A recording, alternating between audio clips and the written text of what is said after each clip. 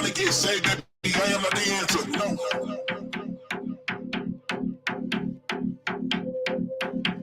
I'm a man with a gift and I'm doing my shit like.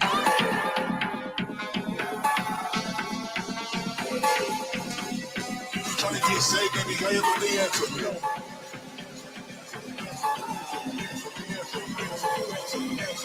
I'm a man with a gift and I'm doing my shit like.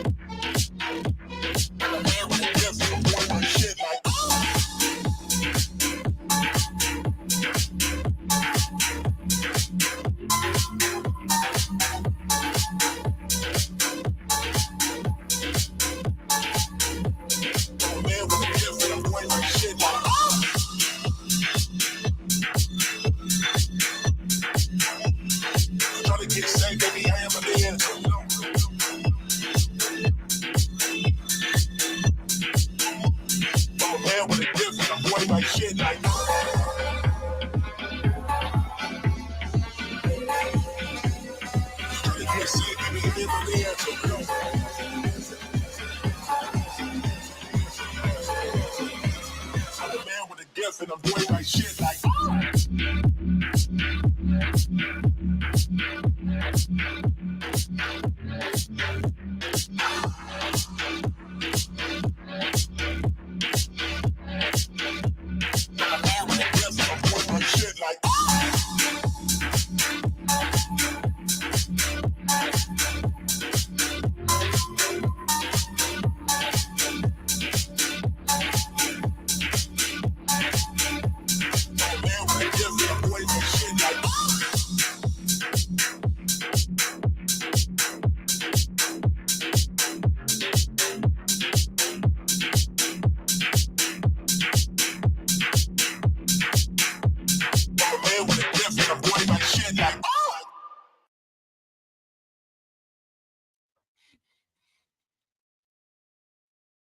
Hey y'all, let me put my little icon up so y'all can hear me and at least see my little icon.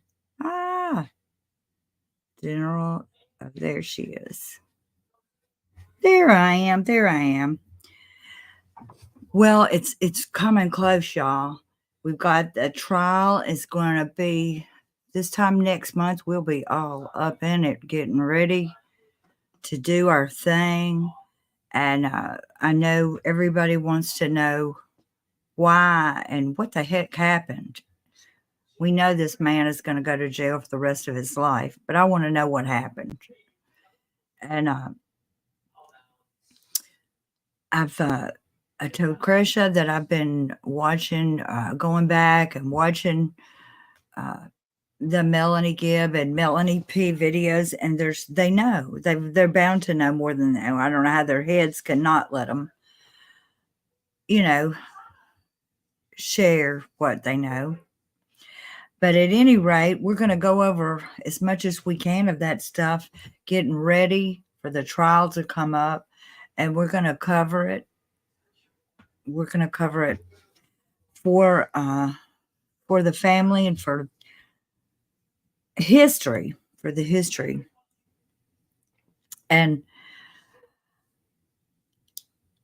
I know many of you know that we've got both of the trials coming up. We've got one in April, and that's Chad. And then we've got Lori is coming up in August. So it's going to be nonstop once it starts. Hey, Cresha's in the house. Hey, everybody. How are y'all doing? Sorry I'm late. I really am. I don't mean to laugh, but, I'm used to it. I hate that I make y'all used to it. Anyways, hi. Hey, thank you for starting and everything. Thank you for everything. I have nothing planned, so I mean, I have everything pretty much. Whatever you want to go over, whatever you want to talk about, we'll talk about. I just, this is it. So, I've not been feeling well. at all. And anyways, I'm just stubborn and I need to go to the doctor. So I don't really have a choice. But I I really don't know what to talk about besides, it's 28 days. I counted while you were doing the intro. It's 28 days until April Fool's Day. And that's the day that Chad Daybell goes on trial. Finally, right? Oh my God. But I did catch a trial the other day on East Idaho News. I forget her name. Nori, I think, or something. No, I don't remember. But her murder was like 20 years ago. And it took 10 years to arrest anybody. And I'm just like, oh my gosh, that's nuts. There's people who are missing, their loved ones have been murdered and the killer's still out there. Then again, I'm learning in all my research that it kind of doesn't even freaking matter because um, sometimes people are just implicated, charged, sentenced, and the killers are still on the loose, if you know what I'm saying. It's like, what? Uh, it's blowing my mind. It's crushing my worldview.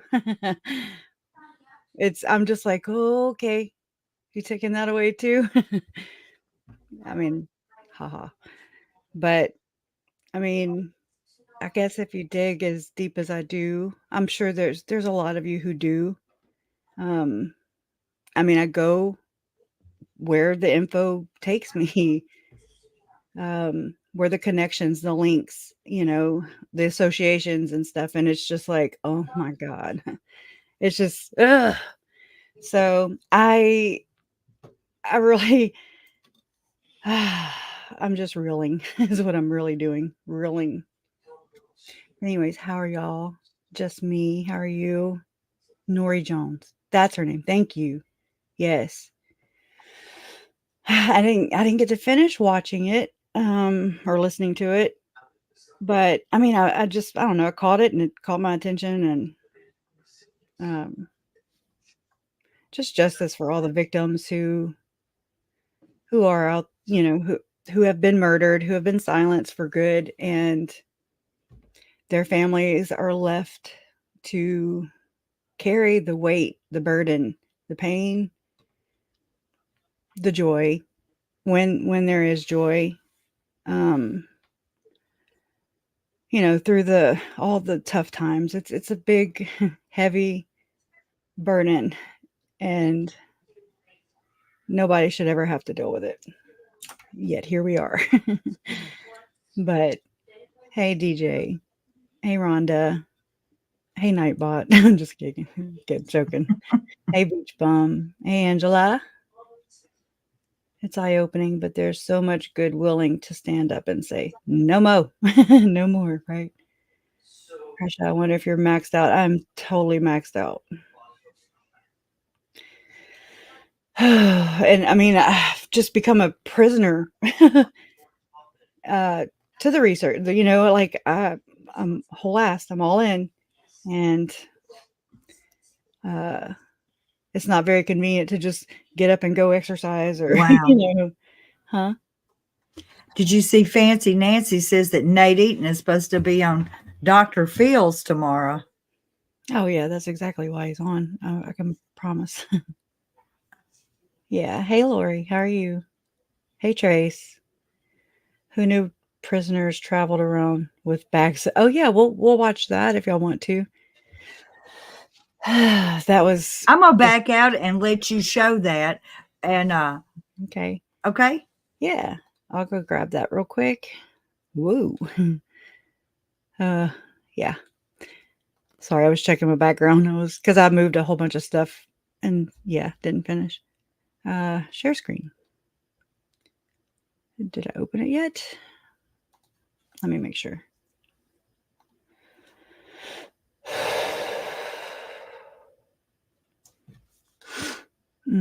Let's see. Open. Okay. Open sesame, right? Okay, why did I just say prison? That was weird. Okay. And so here we go. Hopefully I'm behind it.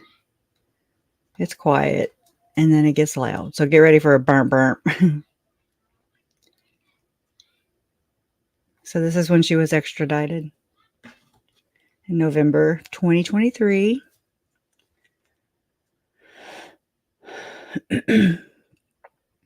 Here we go. Excuse me. Lori?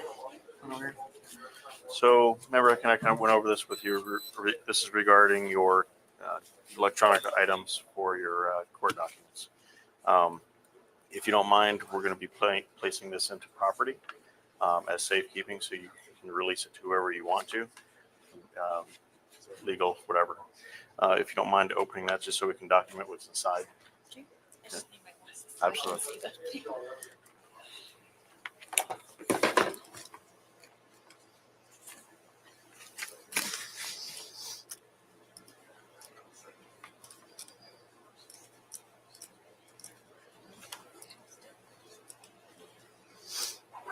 Everybody's just staring at her. I love it. So glamorous.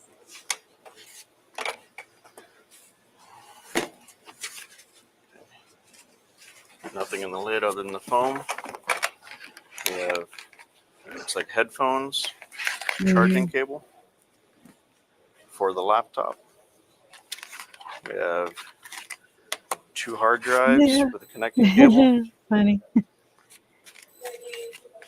Another connecting cable for, looks like, for the hard drives. Is that correct? Any more 2 connecting flash cables? drives. HP laptop. They suck. That can be thrown away. I think it's just that was I'll just- on the box on the outside and it Shut up. I'll just leave it in. It's no big deal. Okay.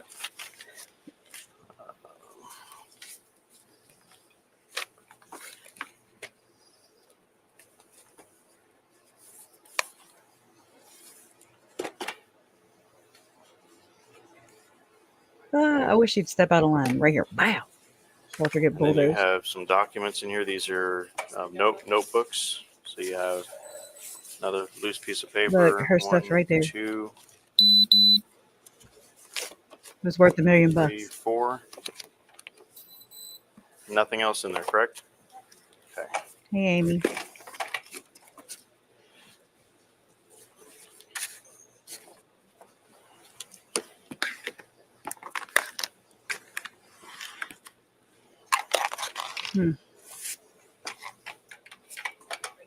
Yeah, right. That's okay, Trace. We right. got some. I'll go ahead and have you reseal that for me. Look at her. She looks gross.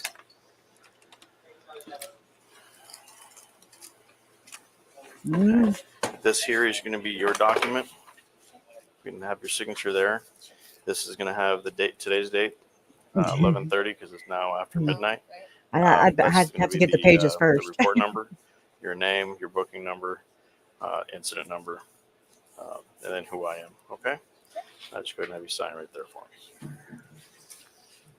I hope it's Daybell. Sign Daybell. Hooker. So whoever this gets released to, they'll have to reference your name in this here. They'll exploit it. Don't worry. So yellow says inmate copy. Hi. Hi, And Andy. then this here is all the legal paperwork that you had. All right. And then snack for tonight.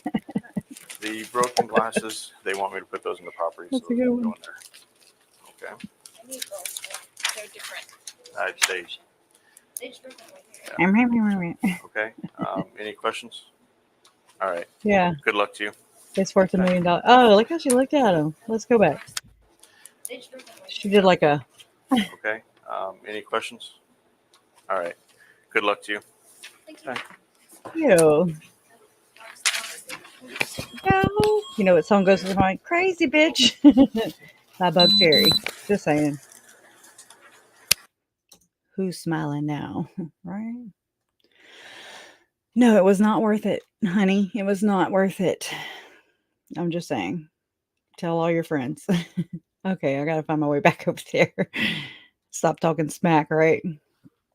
Yeah, she flirts. I mean, that's just how she always was like that. Um Anyways, it would be interesting to see what's on those thumb drives. I'm just saying. Would be pretty cool. This is true. Oh, sorry. I feel like that's not right. It's like covering me. I don't know. I can never get it right. I don't know how they zoom them in. I'm like, I don't want my face like like that in the frame. Oh my gosh, so close. You know. Why is this crime? Why is this crime? Oh, what's a crime? I know you're from Australia, so what's a crime? She's a creme de la crop.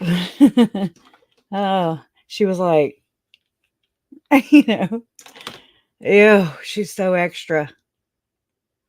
I think, I've thought long and hard about this, and she is going. They're gonna adapt to prison life. They're gonna adapt to jail life. They are indoctrinated, they are conditioned, they are brainwashed, whatever it is, um, to be obedient, right? So, I mean, because I was thinking about Ruby, Jody, and then these two idiots. I mean, just yeah, they'll be model prisoners. I wonder if they have spackle. Spackle will work, I'm sure. I've never tried it. Maybe I should. See, I keep getting like some that or I'm going gray right there. Probably a little bit of both. I was hoping it was base or whatever. Maybe, maybe not. Oh yeah, and followers. Yes, I agree with that. She and do you see like the do you see? She looks so witchy. Witchy woman, right? That's all I see. I'm just like, ew, your demons are showing, girl. For real. Uh, and then, it'll use up her carcass, her whatever her life substance is, which, we know what it is. And then her demons will evacuate and then I think they already have. But it's just crazy because you know how they say that beauty skin deep, and it's so that is the truest statement ever. Because you see it, you can see. I mean, like whenever I saw them in Hawaii for the first time, and I'm like, what the hell is she doing? What they doing? Who is that guy? Like, oh my god, that was weird. Um, and they just Chad looked different. He was on the Lily diet plan, right? Now he's on the prison sex. It reminds me of is it Santeria? Wait, 311. They sing Santeria and prison sex and some good songs. And one of the songs he says, "If I had $1,000,000, well, I'd spend it all." Right. Anyways, and he actually did and overdosed. So sad. Money, it sucks. It takes money to make the world go round, unfortunately, but do I have to have it? No. I'm good with eking by, or I've got what I need. And then some.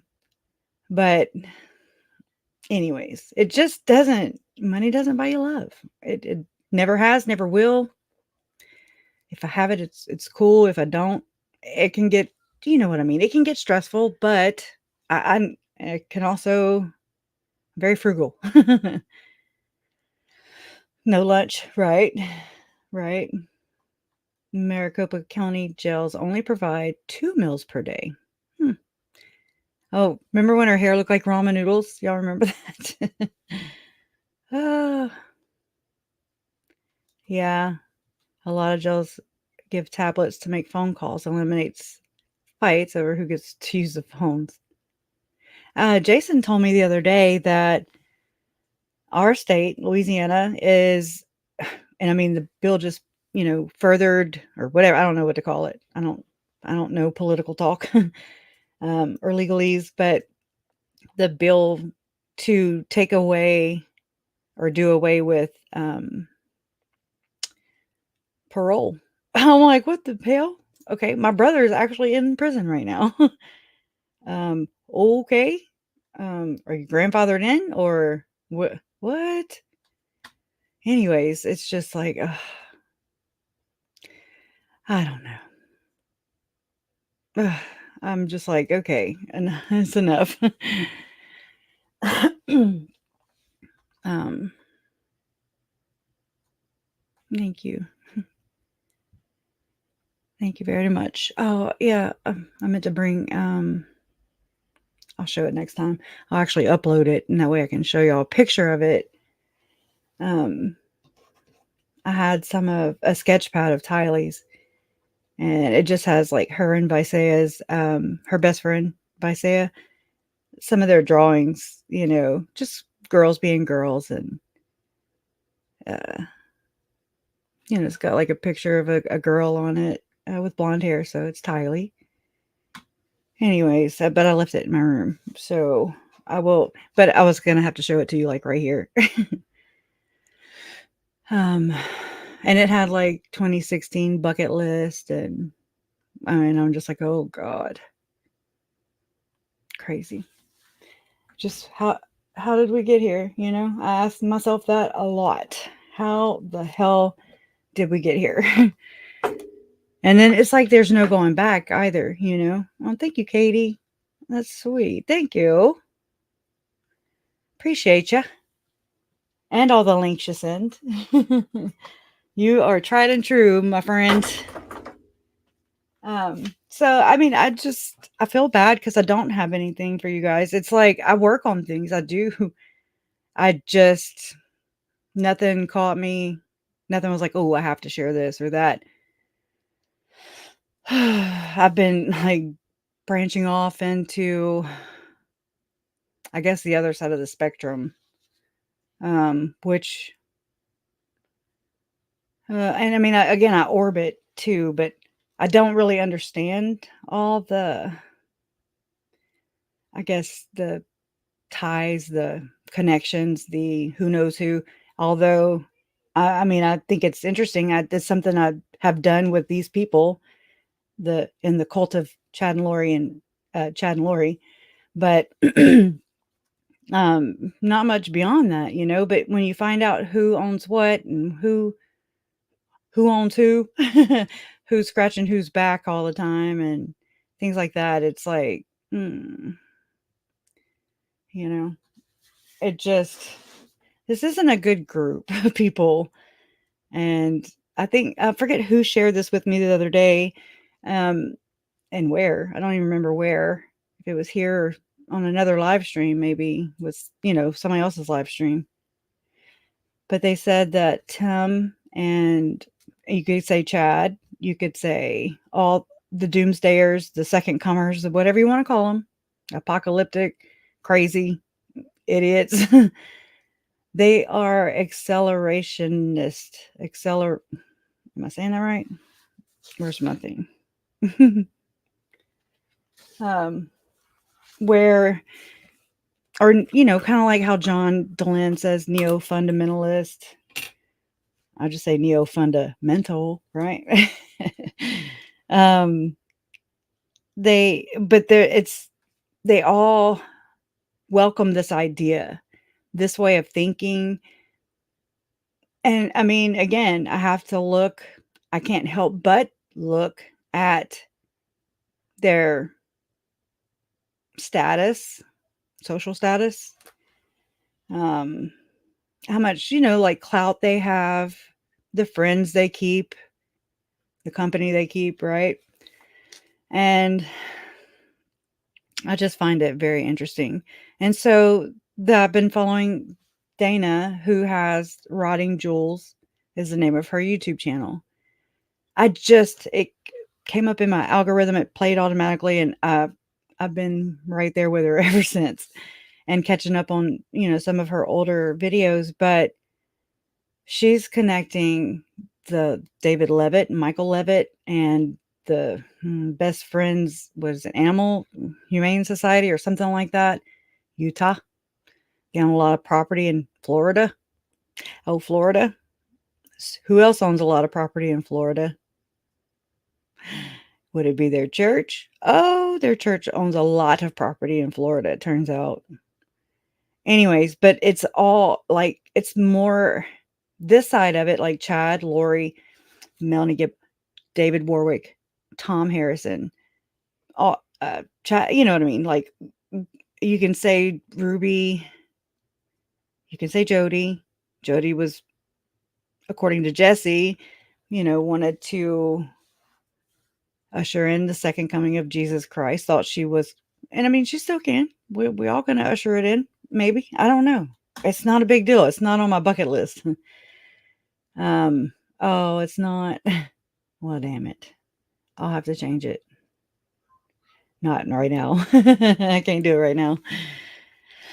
But anyways, it's interesting because, you know, I mean, I've got some notes because again, I go, I come across different channels, different people talking about different things, and you just kind of pick up on things and you're like, whoa, you know?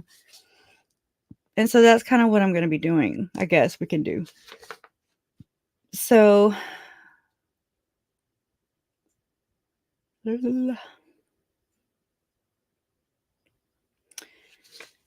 okay. Let's see, where to go. I just kind of jotted some things down. And so, you know that David Levitt's wife, soon to be ex-wife now, she's actually an Eastwood, Shalom Eastwood Levitt. And so it's interesting. She's named by the Hamlin daughters, allegedly, as being, you know, one of the bad guys. She's into the dark arts, just like the rest of them. And it's just interesting. And they have that whole sketchy adoption of that little Native American girl, you know, that's apparently, maybe, allegedly under investigation. Hopefully. And I mean, you have David Levitt talking about talking to Viktor Yushchenko from the Ukraine, and about how the Ukraine just, you know, needs buffalo. They don't have buffalo. And so David's like, okay, so how about, you know, we do a little deal and you get buffalo. And so what the hell does he get? You know what I'm saying? Sounds like some human trafficking, in my opinion, if I had to guess. Oh, shit. Sorry. My voice was going out. But anyways, that sketch, it's super sketch. It's bothered me ever since they flew up on my radar. I was like, oh gosh. Okay, there's another tail end of this. There's another, I just don't know quite exactly where they tie in. Okay, let's try that again. But we've got ties with Tim Ballard. I do think that, and this is just me, I'm just speculating because I have to. I mean, there's no way to chat. I like to call and be like, yeah, I need to verify employment or past employment on Tim Ballard, please. Or what's his pseudo name? Something Black, Blake Black or Jack, whatever the hell. Dumbass is what it is. So it's like, I was like, that dude is not CIA. Totally not. But then I'm like, you know what? I think he is. I think he might be CIA. This is my conspiracy. Let me go. Maybe. I don't know. But I think that he's potentially CIA, just maybe on a different operation, if you know what I mean. Operation Bamboozle. Operation Buffalo Baby. Ugh. That's something Uncle Charles used to say. Not Buffalo Baby, but he'd say buffaloed. Okay. Then there's the Spear Fund, right? Where did I? Oh, yeah, I ran across some things last night, but I don't have it right on hand. Let me go get it. Just hold tight. Did I look on? Yeah, I think it's in my Chrome. Let's see. History. Maybe. Oh, yeah, tons of history. Goodness. This girl visits some places, yeah. I do believe. I do a lot of reading. What was it? It was the Founding Fathers papers. Interesting. You know those characters or whatever, past lives, so to speak? Yeah. This is where church and state are, it's totally chate. Okay. They are married. And I think that's why they potentially would use these type of things to communicate what they're doing, I guess. I don't know. I mean, I can't prove it. But it's when you're like, oh, okay, there's Mary Smith. Oh, okay. And her daughter's name is Elizabeth and her other daughter's name is Phoebe. Oh, okay. Well, that don't happen very often, you know? Not in something that M. Russell Ballard's touting about and pushing because he points his children to Christ, right? Wink, wink. That's where I'm at. Again, this, like I go and I'm just like, okay, whatever. It's just weird. It's not my weird though. It sounds like it's my weird. It's not my weird. I wish. I mean, I wish I could think about my own weird, you know? I don't. I'm too busy looking at their weird. I got a lot of weird. All right, I'm looking. Let's see. Founding Fathers.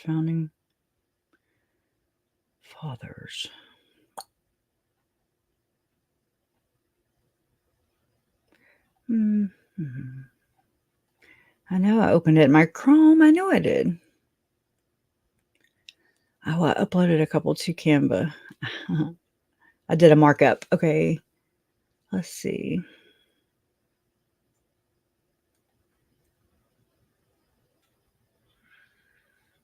Oh my God, my kid's being so loud. I don't know what he does in there. I totally don't. Let's see.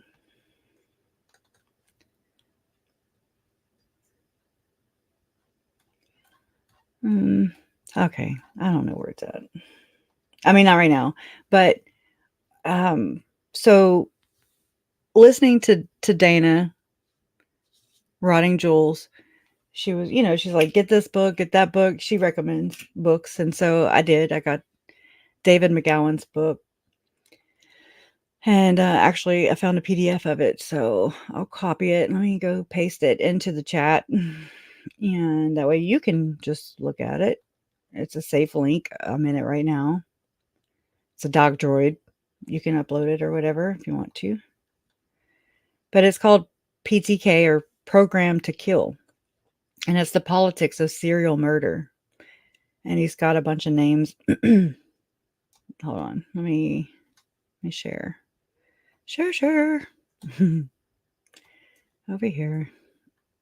Okay. And so the politics of serial murder. And it's got Ed Kemper, Ted Bundy, Gary Hint, all these names. Okay. And then Berkowitz. We got Ramirez. All your serial killers. Okay. Program to Kill. And then just the first part of it. I mean, I haven't gotten far yet. This book is for all the survivors. He's no longer with us. Quote, this man from the moment of conception was programmed for murder. Unquote. Attorney Ellis Rubin, speaking on behalf of serial killer Bobby Joe Long. And so, DJ, I know you're in here, maybe, hopefully. If it's too much, I get it. You're a good sport. I really appreciate you. And so, I mean, basically, let me get to it because I'll just sit here and stutter. Stop. Okay. So this is mind control 101. And I'm like, what the heck? I don't really know this much. I've been researching everywhere else but here, just kind of graze it every now and then, but it's interesting. And I really think that, I mean, I don't have an agenda here. I don't think you have an agenda here either. We're just looking. We're just going wherever it leads us, and I'm not here to force anybody to feel any type of way or think the same way that I do. I don't really even know what to make of it. I don't know what's what. But I know what resonates. And anyways, and especially with the quote unquote cult thing. Whoa.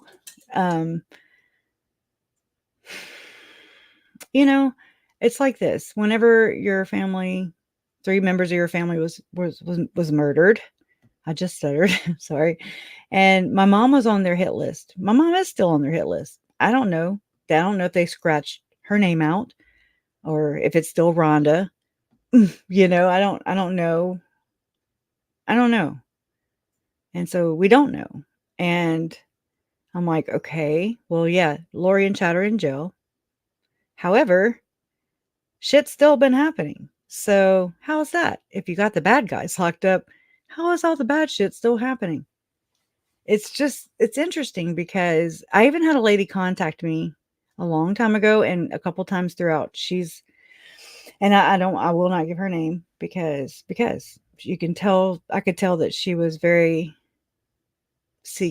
like she didn't want to be named, or I guess she kind of wants to stay off grid, so to speak. Anyways, she had contacted mom and Larry. She talked to them at first, and the reason that they clung on to her story was because it was just as crazy as this one, as Tylee, Charles, and Tammy, and JJ, and Joe, and it was just as crazy. And you're just like, well, you just can't make that up. And anyway, so mom gave me it was literally a yellow Post-it. I mean, it was just like, it was a bigger one, the longer one. And it had, I mean, mom, she didn't take really detailed notes, but she just put, look up the murder of Christopher Reese, which was, I forget, it's on the west side of Idaho. Crap. I can't think of the name. Damn it. Anyways, look that up. Christopher Reese, he was murdered, I think, at a Jackson convenience store. He was a cashier. He's 25 years old. And it was 2, 3 o'clock in the morning. It was December, I want to say 13th, but I'm not sure. I don't even remember what years, over 5 years ago. And there were there's footage of the 2 guys that, I don't know. They just showed up. It was snowing outside, and it's like they just showed up with a hand truck or a dolly.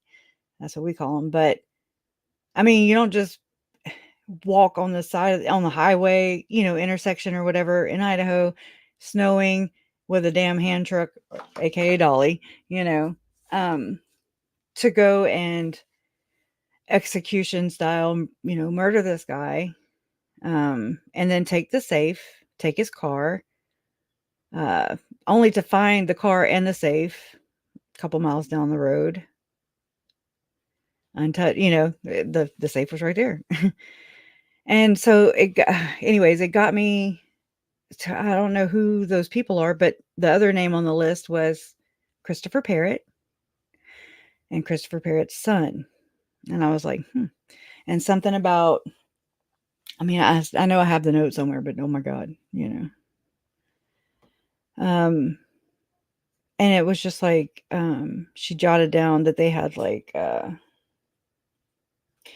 rifle, an assault rifle, and they were masked up. If you Google Christopher Reese, or EESE, I think, there's a couple videos of that. Okay, so I started going into and looking, and I really couldn't spend a lot of time because it's very tolling, right? And I mean, there was just so much coming out of this case and everything, and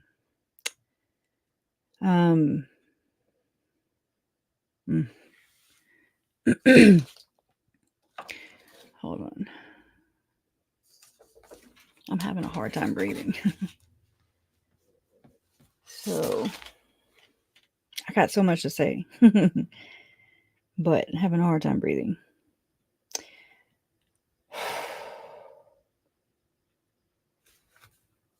Oh, did you guys? While I'm trying to catch up, did you guys see the interview of Tim Kosnoff? He's my hero, right? The attorney who, spanked the LDS Church's ass time and time again with all the sexual abuse victims and winning, getting justice for them. And anyways, he was on Mormon Discussions with Bill Reel and Radio Free Mormon the other day. And yeah, just remember that. Sorry. These are literally my notes, and they changed. I did kind of journal, I guess you could say. It's just a bunch of notes everywhere. I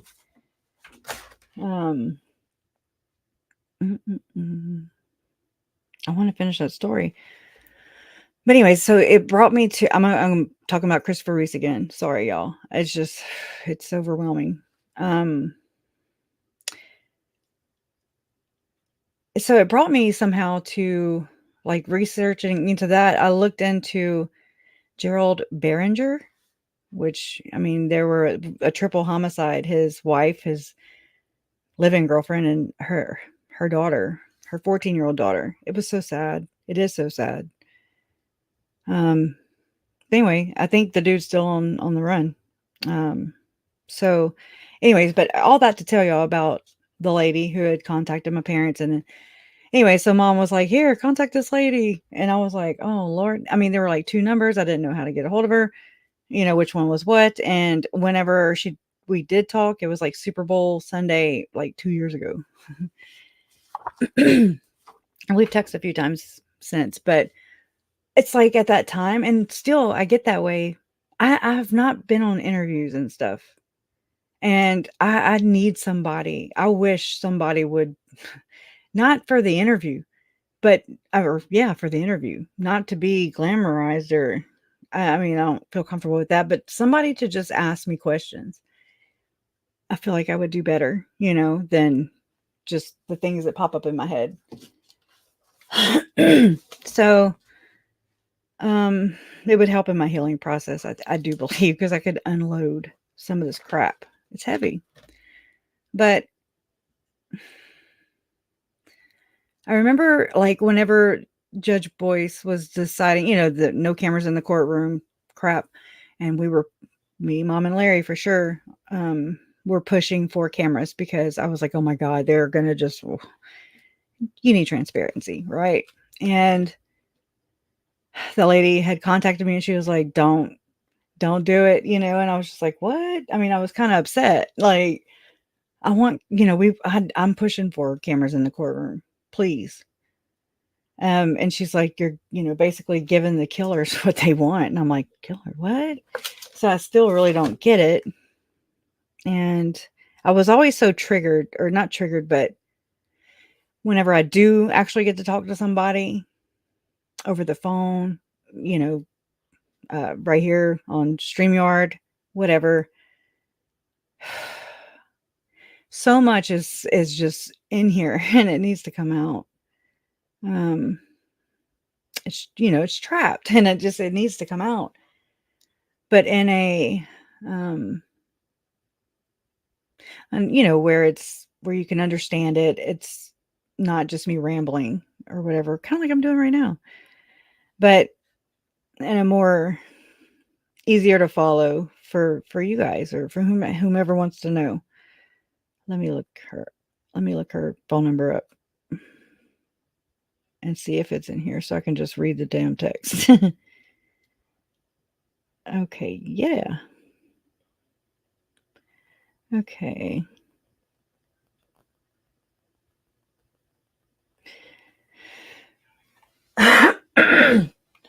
I even took medicine, so. Okay. She said, so January 27, 2023, something like looking from outside in. No, wait. Whoa. Let me back up a couple.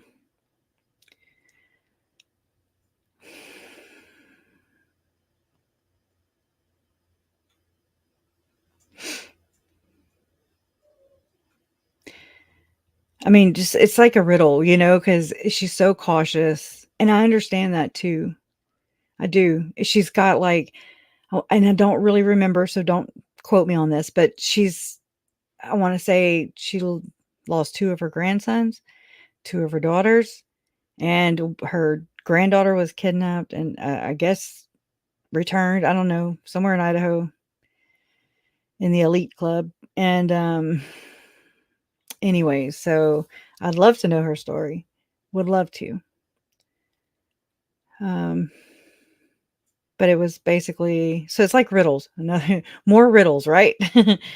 There's actually another message. Okay. She says, message too big when send. She said, I said it before and will say it again as a quote, labor of love to over 450 victims. Quote, they didn't have to do what they did, unquote.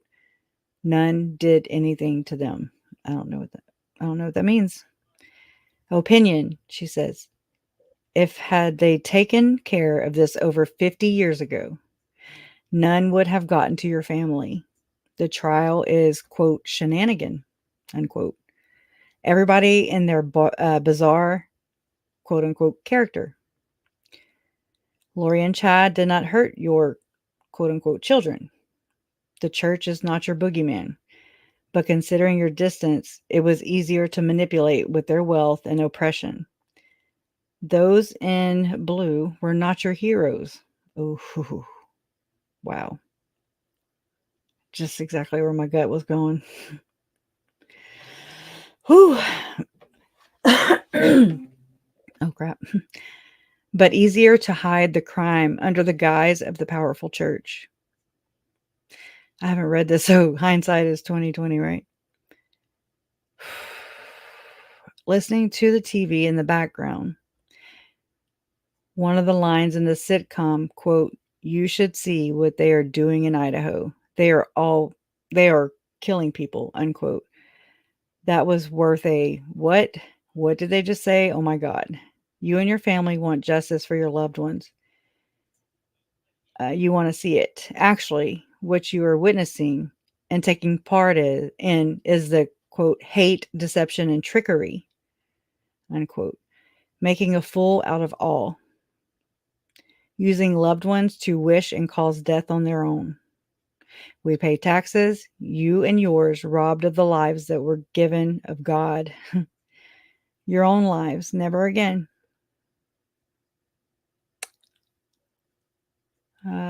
U/RS, I don't know what that means. Want to watch, okay, you and yours, okay. Want to watch the very people that set your entire family up for quote unquote demise, punish your family, that they drugged and brainwashed into looking like they did horrific, unimaginable things. It's not what you think, but rather what they need you to believe. Can't risk Chad and Lori mentally coming out of the daze, so they need to keep using their family. Wait, so they need to using their family kill them. I don't know.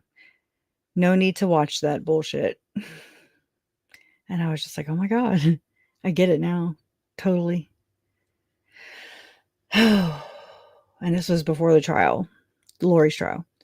This was January of 2023. Okay. Looking from outside in, the concern for a proper burial for your children. Realistically, Kay and Larry or anyone else is not likely to see that day, trial and appeals. But what it does do, anyways, the person or persons influencing the push for the bodies, it as they like it. Okay. Continues to inflict pain on you and yours. They know the stress will kill the children's family members, which satisfies the extended scheme collect on life insurance policies to those related to JJ, Tylee, and Charles. Ooh. While we bury our loved ones in dreams for their loss. They marry, have kids, buy homes, cars, take vacations on the lives lost to their schemes. Don't give them satisfaction of thinking you believe you find them important, cool. Sorry, it's just different. Or you and anyone watching believes you are going to have the satisfaction of a closure or respect for the bodies of the children they simply have tricked and killed. What was the question? She says, I guess if shedding of the blood of innocence is alive and well, why set up others to take the fall for heinous crimes committed by others? Hope this finds you well. Survivors alike, love always wins. On a large scale, numbers of anything else would be a threat to the wicked. Allowing no rest for the wickedness. They can lie to themselves. They can fool some people some of the time, the others, none of the time. Right? So, I mean, she's lost a lot of her loved ones, and I mean, that's just, I mean, it's just nuts. But the whole insurance thing, Chris, there's a guy, in the chat. Usually his name is Chris. I don't know how to say his last name, or his, screen name all the way. Oh. And, he had mentioned something to me in an email, I want to say, and it was something to the tune of Ken Krogh, possibly, maybe have an interest in a life insurance business. I don't know. I know he's in a genealogy business, right? It's so much, and it's so deep, and it hurts. It touches so many family members, not just my family members, not just family members of this case, these victims. It's not just them. There are so many others. And because of the power, because of the status, because of the connections, because they never are held accountable, because they keep on getting away with acting like some goddamn psychopaths.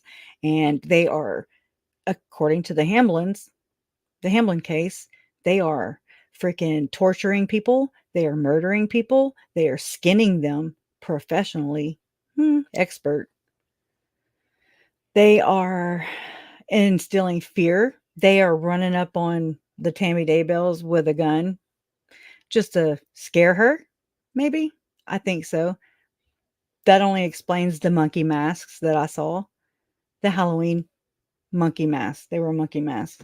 These people are fucking psychopaths. Straight up. We are dealing with psychopaths. And that's all this is. And I mean, like, I picture Bear World. I picture, okay, because this all revolves, all the other stories I've listened to over the years. It's like it's some fucking game or something. And it's not a game. It's not a game. But they are psychopaths. Tim Ballard. Okay? He's good at what they're good at it. They're good at selling you bullshit. And I mean, a lot of people just buy it because whatever. They want to believe there's good in humanity. My worldview is shot. So I'm just like, well, all right, check. Take that off the list. Take that off the list. They use these amusement parks, theme parks. Did you know that churches used to be theme parks back in the day? So Bear World, right there. Okay. JJ was on that ride. What did they do? Tylee, not a theme park, but kind of a state park at that. Fed, that's federal land. Yellowstone. What did they do? What did they do? Because it's not just Chad, Lori, and Alex. I'm sorry to bust your worldview, but somebody's got to do it. Because I mean, this is reality.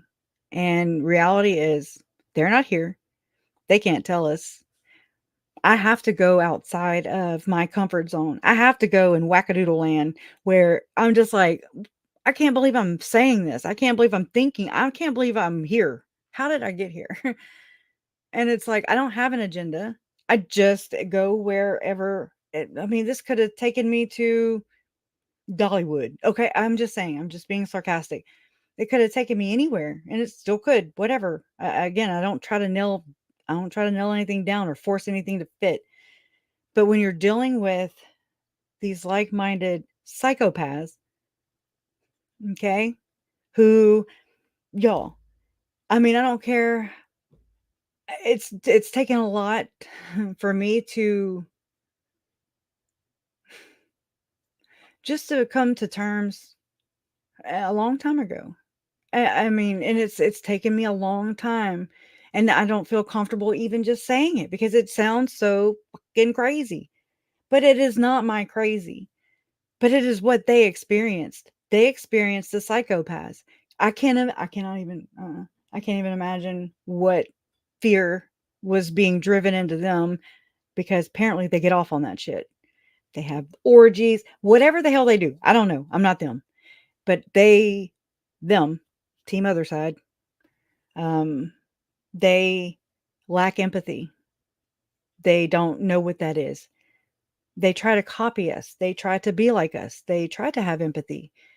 They're good at turning on the tears. They're good. Did you see Jody Hildebrandt?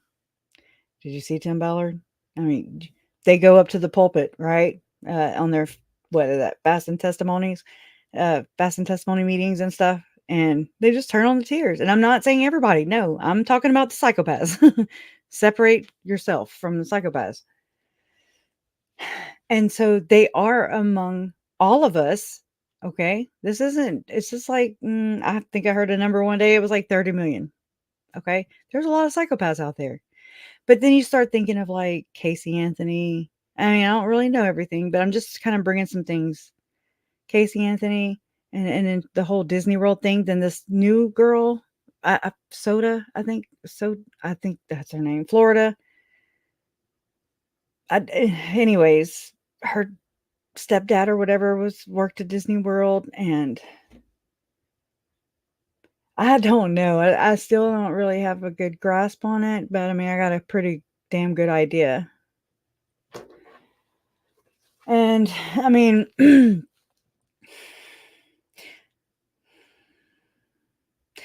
okay. And so trigger warning.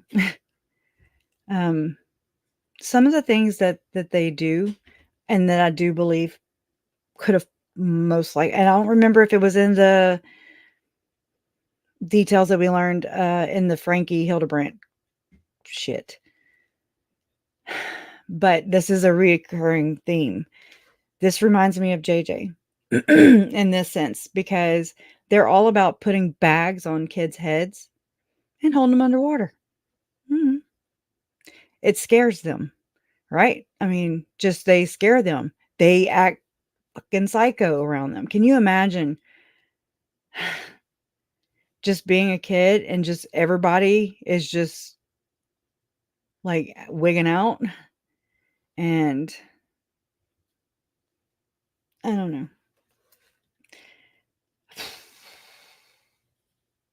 But that's what this is. And that's why we don't have more answers. We're going to get what they're going to give us straight up. And that's in every case. But you have to go and you research these other cases, and it helps you to gain context of what's going on in your family situation. That's all I'm doing. You know, I'm not like, hey, you got to label me what you will. Okay. Do what you got to do. But I really, my advice to everyone is to get comfortable talking about uncomfortable things, because there's no other way to be aware of things. There's no other way to protect yourself, ourselves, our family, especially our children, okay?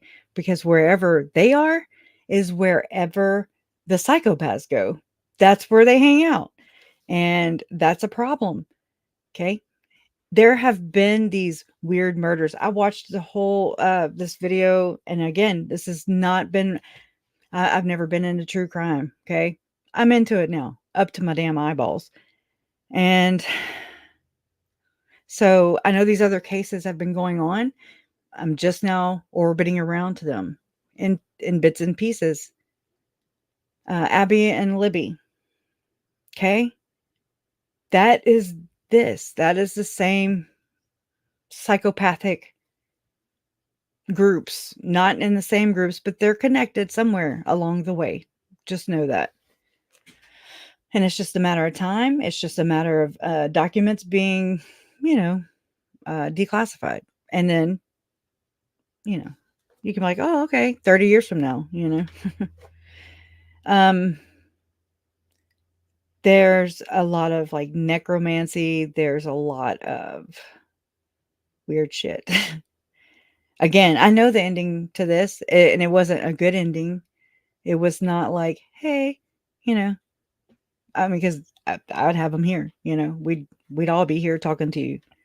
But that's not how this works. They were murdered. They weren't, it wasn't just money, power, sex.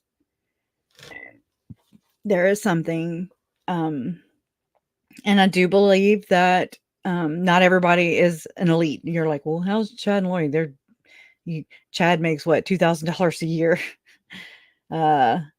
and off his wife's back. He depended on his wife to carry his fat ass, in my opinion. And you got Lori. You don't think of them as like your higher ups, your elites, right? Well, I mean, again, it's a tiered freaking system, okay? And so, I mean, you're going to use the bottom of the totem pole. They're going to be your running men, your go-getters, you know what I mean? Your help. And whenever this is just my impression. I'm just going to tell you what my impression is.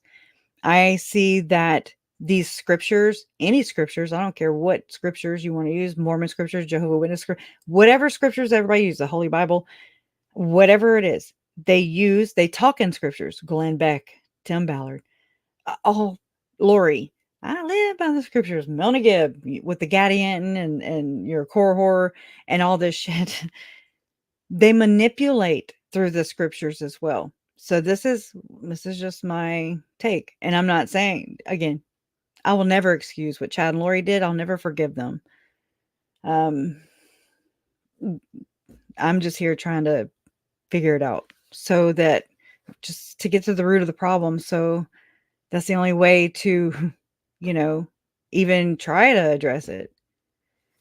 And we're not the only one. I'm not the only one that thinks this. I know I'm not. Even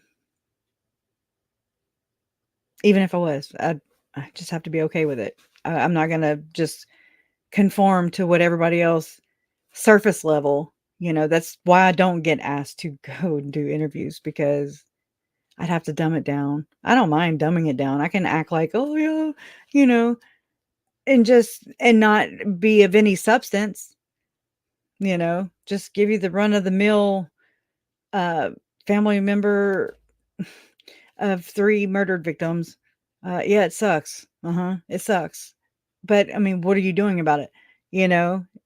Well, I'm digging deeper because I will not settle for the narrative that's just out there. I'm just like, that doesn't make sense. That doesn't make sense. It doesn't make sense. Really think about it. Really. Money, power, sex. Yeah. I mean, definitely it's what got them there, but it's the psychopaths that use the scriptures to the other psychopaths who obviously it's what they wanted, right? You can't, takes 2 to tango, straight up. And so they did they got. It's like a mafia type structure, or that's what it is. It's like a mafia, except it involves, maybe the intelligence community, a lot. in my opinion. They use, I mean, there's so many things just with the whole Janet Russin stuff, and then the portal talk with Chad, uh, with Tom Harrison, another undercover psychopath, in my opinion. Okay, they manipulate through these horrible books. They're horrible. Okay, I mean, I'm just like, okay. And I've made myself read them. I'm not looking for any kudos or anything. I'm just saying it's just weird. And it's just, I'm never going to understand that, but I do know that they talk in scriptures. They talk Mormonese, they talk Catholic, they talk in scripture language, okay? They manipulate through the scriptures. I found I'm like, yeah, that for sure right there. If you read it and just really read it for what it is, you know, I mean, I can share that with y'all, but it's just, I don't know where you're at. And I need to stop worrying about where you're at, I guess. And it sucks because that sounds so rude. And I'm not saying it in a rude way, but it's the only way I'm going to be able to break and move forward with this, right? Make sense of it. Because it's weird. It's not my weird though. Hey Lily. Yeah. Yes. Yes. Totally. Yeah. And I'm one of them, I guess. To an extent. I don't know where I'm at. I don't have time to like address that yet because I'm not worried about it, I guess. It's just, yeah, I've been soul searching. This has caused me to look within, and yes, totally. And I don't even know. Yeah. Oh God. Yeah. I was thinking handler, but actually, I don't know. I got to make sense of it. I'm not as good as like, again, Dana, Rotting Jules is her YouTube channel. And I mean, she's just like, bah, bah, bah, bah, bah. I'm just not versed in it. I mean, I've got Mormon scripture in my head. I've got legalese in my head. I've got case details, FOIA docs in my head, and just, life, just regular last 5 years of life, in my head, and, last 45 years of life. So it's like, I got all this in here. My head's big. It's just like, it weighs me down. I've got to let it, it's just so much to rummage through. It is. It's so much to have to make sense of, because I mean, I did not know, again, just going back and reading things for another, compared to what it was like 3 years ago. Reading it now, I'm like, oh hell no. I know exactly what the hell they're saying. I know exactly what they're talking about, because I have that luxury, because I've stuck my nose in books. That's all I do is read. And I used to hate reading. Obviously, I didn't realize how much I like to read. Jody, programmer, I'd have to say. And the church uses these people, in my opinion, because it's not just Jody. You got to think of David Hamblin. You got to think of Tom. You got to think of go look at Floodlit, and it'll tell you all the therapists that you need to think of. And then some. That's just the ones that have gotten caught. Or, yeah, caught. Not held accountable sometimes. They freak me out. I didn't even read your comment yet. Those old men of the 12 apostles, I think they are so clueless. Hold on. Oh my gosh. They need to talk in a clear wording and denounce all of these near-death experience groups. They turn violent so easily. I don't think they want to.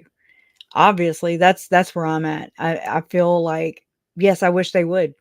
It would make, I mean, I think a lot of us, but I can speak for myself. It would just be like, oh, okay, this is where you stand and this is where they stand.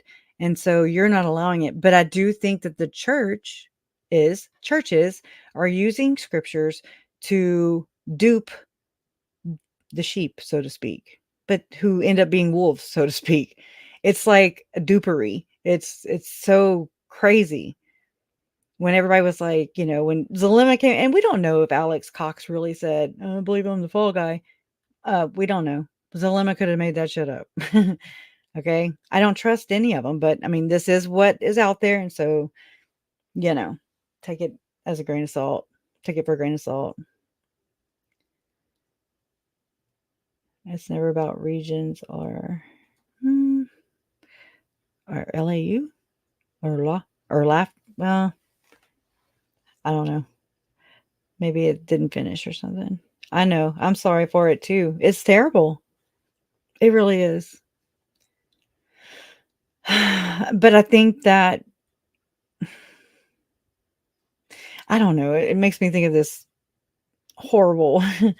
Y'all know I'm sarcastic and I like to be witty and funny. And there's this meme or whatever that I've remembered. It's like F the F and Fers for the Fers F you, but use the big girl words or big boy words. F the Fers before the Fers F you. And so basically that's what this is. It's like you got. Even though you got over on some people and you picked on children, your own children, and your own side pieces children, in Chad's case, in my opinion, allegedly, then you got. Like, that was instant karma, in my opinion, if you look at it that way. And I really do think that these apostles, I feel like they actually, forget who told me about, going, and I've always seen the God Makers. Go read the God Makers, the book, and that's last week I was trying to think of the movie or whatever it is, documentary that I watched, and it was the God Makers. So I don't even know who to credit for that, but I did watch it. Let me I'm gonna just show you some parts in there, and it's just like, okay, well, that makes sense. Totally makes sense. Okay, let me just open up a new damn window, right? Okay, whatever. I will submit.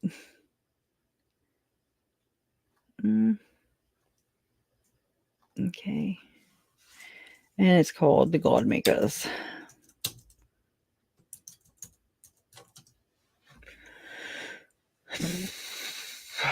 It is a 1992 documentary. I think that's it. Yeah, Ed Decker and Jeremy. So let me kind of get to the part and then I'll share my screen. And I mean, it's just like that totally checks out, right? Okay. Control G. And I think it's Hinckley. Yeah, there we go. 36 minutes and oh yeah, perpetrators. There we go. So again, I watched the whole thing with Thomas Creech, y'all. Idaho ain't killing nobody. Okay, straight up. That's another thing. That's a whole nother issue. And I'm just like, why do we even fret over things that they do shady business with on? Why? I don't know. Again, I told you my worldview is gone. I'm just like, my bonus son, a while back, he's like, "Can I join the Boy Scouts?" I'm like, "Oh, no, Bubba, no. Well, we'll go camp in the damn yard. We'll go do no." It's so crazy. It's so, I say different, but it's really not. I'm things are starting to come back to me, and I'm just like, I remember Stranger Danger. Oh my God, and it's just going through this process and everything is again, it affects even how I view things. And all right, hold on, let me switch to this view. And here we go. People in Utah. We are seeing child abuse. We are seeing teenage suicide. Homosexuality has increased by 50%, 100%, 200%, and it has just gone upward. Also, adultery. The number one reason that the church excommunicates is for adultery, and its numbers are staggering and increasing every year. Another area of concern is the rising amount of child abuse within the LDS Church. The kind of impression Mormons want to be associated with is the epitome of all that is wholesome. Yet the happy family facade in Mormon-filled Utah is disintegrating rapidly, according to recent national statistics. In a state monopolized by a religious group that advertises marital harmony, Utah's divorce rate is higher than the national average. 55,000 women are abused annually by their partners. Child abuse and neglect has increased 212% in the last decade, with over 10,000 new cases last year alone. Rape and sexual assault for adults has increased 93% during the same period. There has been a staggering 379% increase in child sexual abuse to children under 14. Much of the abuse is incestuous, and sadly, the perpetrators are given lenient sentences because of an oddity in Utah law which accommodates sexual abuse by a Mormon relative. In 1987, Bill Clawton, a lifelong Mormon, began investigations into allegations of immoral practices among the Mormon leaders, specifically President Gordon B. Hinckley. Gordon Hinckley was involved in heterosexual and homosexual love affairs at the home on Lakeline Drive, as well as the apartment above the car lot on South Main. I was personally involved with the Apostle Gordon Hinckley sexually. We became financially involved in a house at 2213 Lakeline Drive. We bought the house for a party pad. And Gordon Hinckley came up there all the time, and I had to arrange women for him. I had to arrange booze for him. I had 4 or 5 bedrooms, 3-story job, beautiful home. We used to go up there all the time. I took prostitutes up in Indian Hills, which is an exclusive neighborhood in Salt Lake, and this went on for several years. And basically, most of the girls they requested me to bring to them were black girls, and most of them were tall and kind of lanky. Louis would bring up 4 or 5 girls at a time, bring them to the door. Mr. Hinckley, amongst other people, were there, but they'd drink and dance. Maybe the girls would dance for them, you know, in front of them. Then they'd gather up a man and go into the bedroom. Mr. Hinckley and all of them were sitting there, and I remember one night when I was there, he was sitting there and he was really getting loose, you know, and he had his arm around this one girl, and pretty soon I seen everybody just taking off, going this way and that way to different rooms. These parties are something else. And these people that are supposed to be good LDS. They were supposed to be important people and supposed to be good church-going people and things like that. Some of them were bishops and counselors and various things that I actually seen going there or leaving there. There was a couple of young boys at a party one night when I was there. And I'd say they were around 15 or 16 that I seen them talking with Hinckley, and they went off to a bedroom together. Hinckley and the boys, the 2 boys. He liked to have feminine-looking boys. Youngsters. I'm talking about 15, 16 years old. Just little youngsters, babies. They live a double standard. Their leaders are saying one thing and living another lifestyle. They excommunicate bisexuals in the mainline LDS church. Why are the leaders getting away with it? He had used me sexually, myself personally, and then excommunicated me on the homosexuality. We just believe that if Gordon B. Hinckley is professing that you should be morally clean so you can sit in judgment upon others, that he should be judged by the same standards he's trying to use. When you see it with your own eyes, you know what they really do, especially high officials like Mr. Hinckley. I says, I can't believe this. Had similar allegations been made against a Christian leader or rabbi, it would have received worldwide publicity. But in this case, an extraordinary media blackout stopped the hottest story of the 80s concerning one of the top Mormons in the world. Tonight I'm being excommunicated here at the Oak Hills First Ward for telling a story of truth about one of the high-ranking members of the LDS Church, namely Gordon B. Hinckley. There is nothing within the doctrinal procedures of the church that allows any one member the opportunity to bring an accusation against any of the presidency of the church. My good bishop here at the Oak Hills First Ward, as I've got to know him, he's a good man. He knows the truthfulness of the story. He has talked to one of the witnesses personally. And unfortunately, working for the church and being a bishop in this ward, he is unable to stand up for me. As any image-conscious corporation, the Mormon Church responds to public relations problems smoothly and quickly.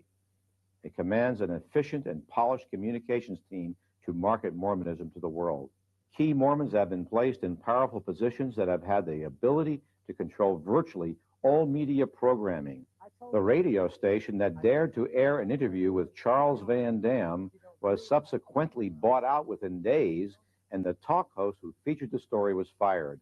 The Mormon-controlled media conglomerate, Bonneville International Corporation, is one of the largest owners of radio and TV stations, bringing in more than $500 million in revenue each year.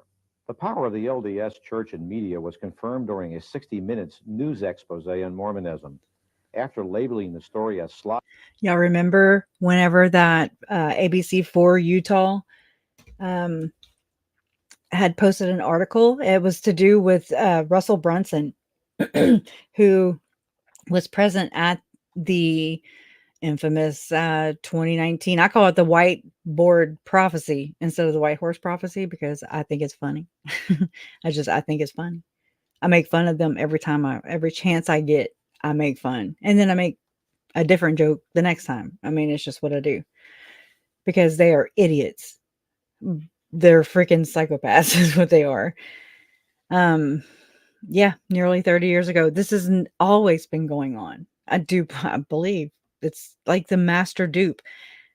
Anyways, so, but that ABC4 news article went away as fast as it went up. And the crazy thing is that Russell Brunson had already came out and he was like, no, he was taking up for Tim Ballard with the couples ruse, when all that was happening. And he was like, I was in the room with Russell and Russell Ballard, the apostle. I was in the room with Tim Ballard. And we're just, and Lynn Packer was like, well, who needs enemies when you have somebody like Russell Brunson?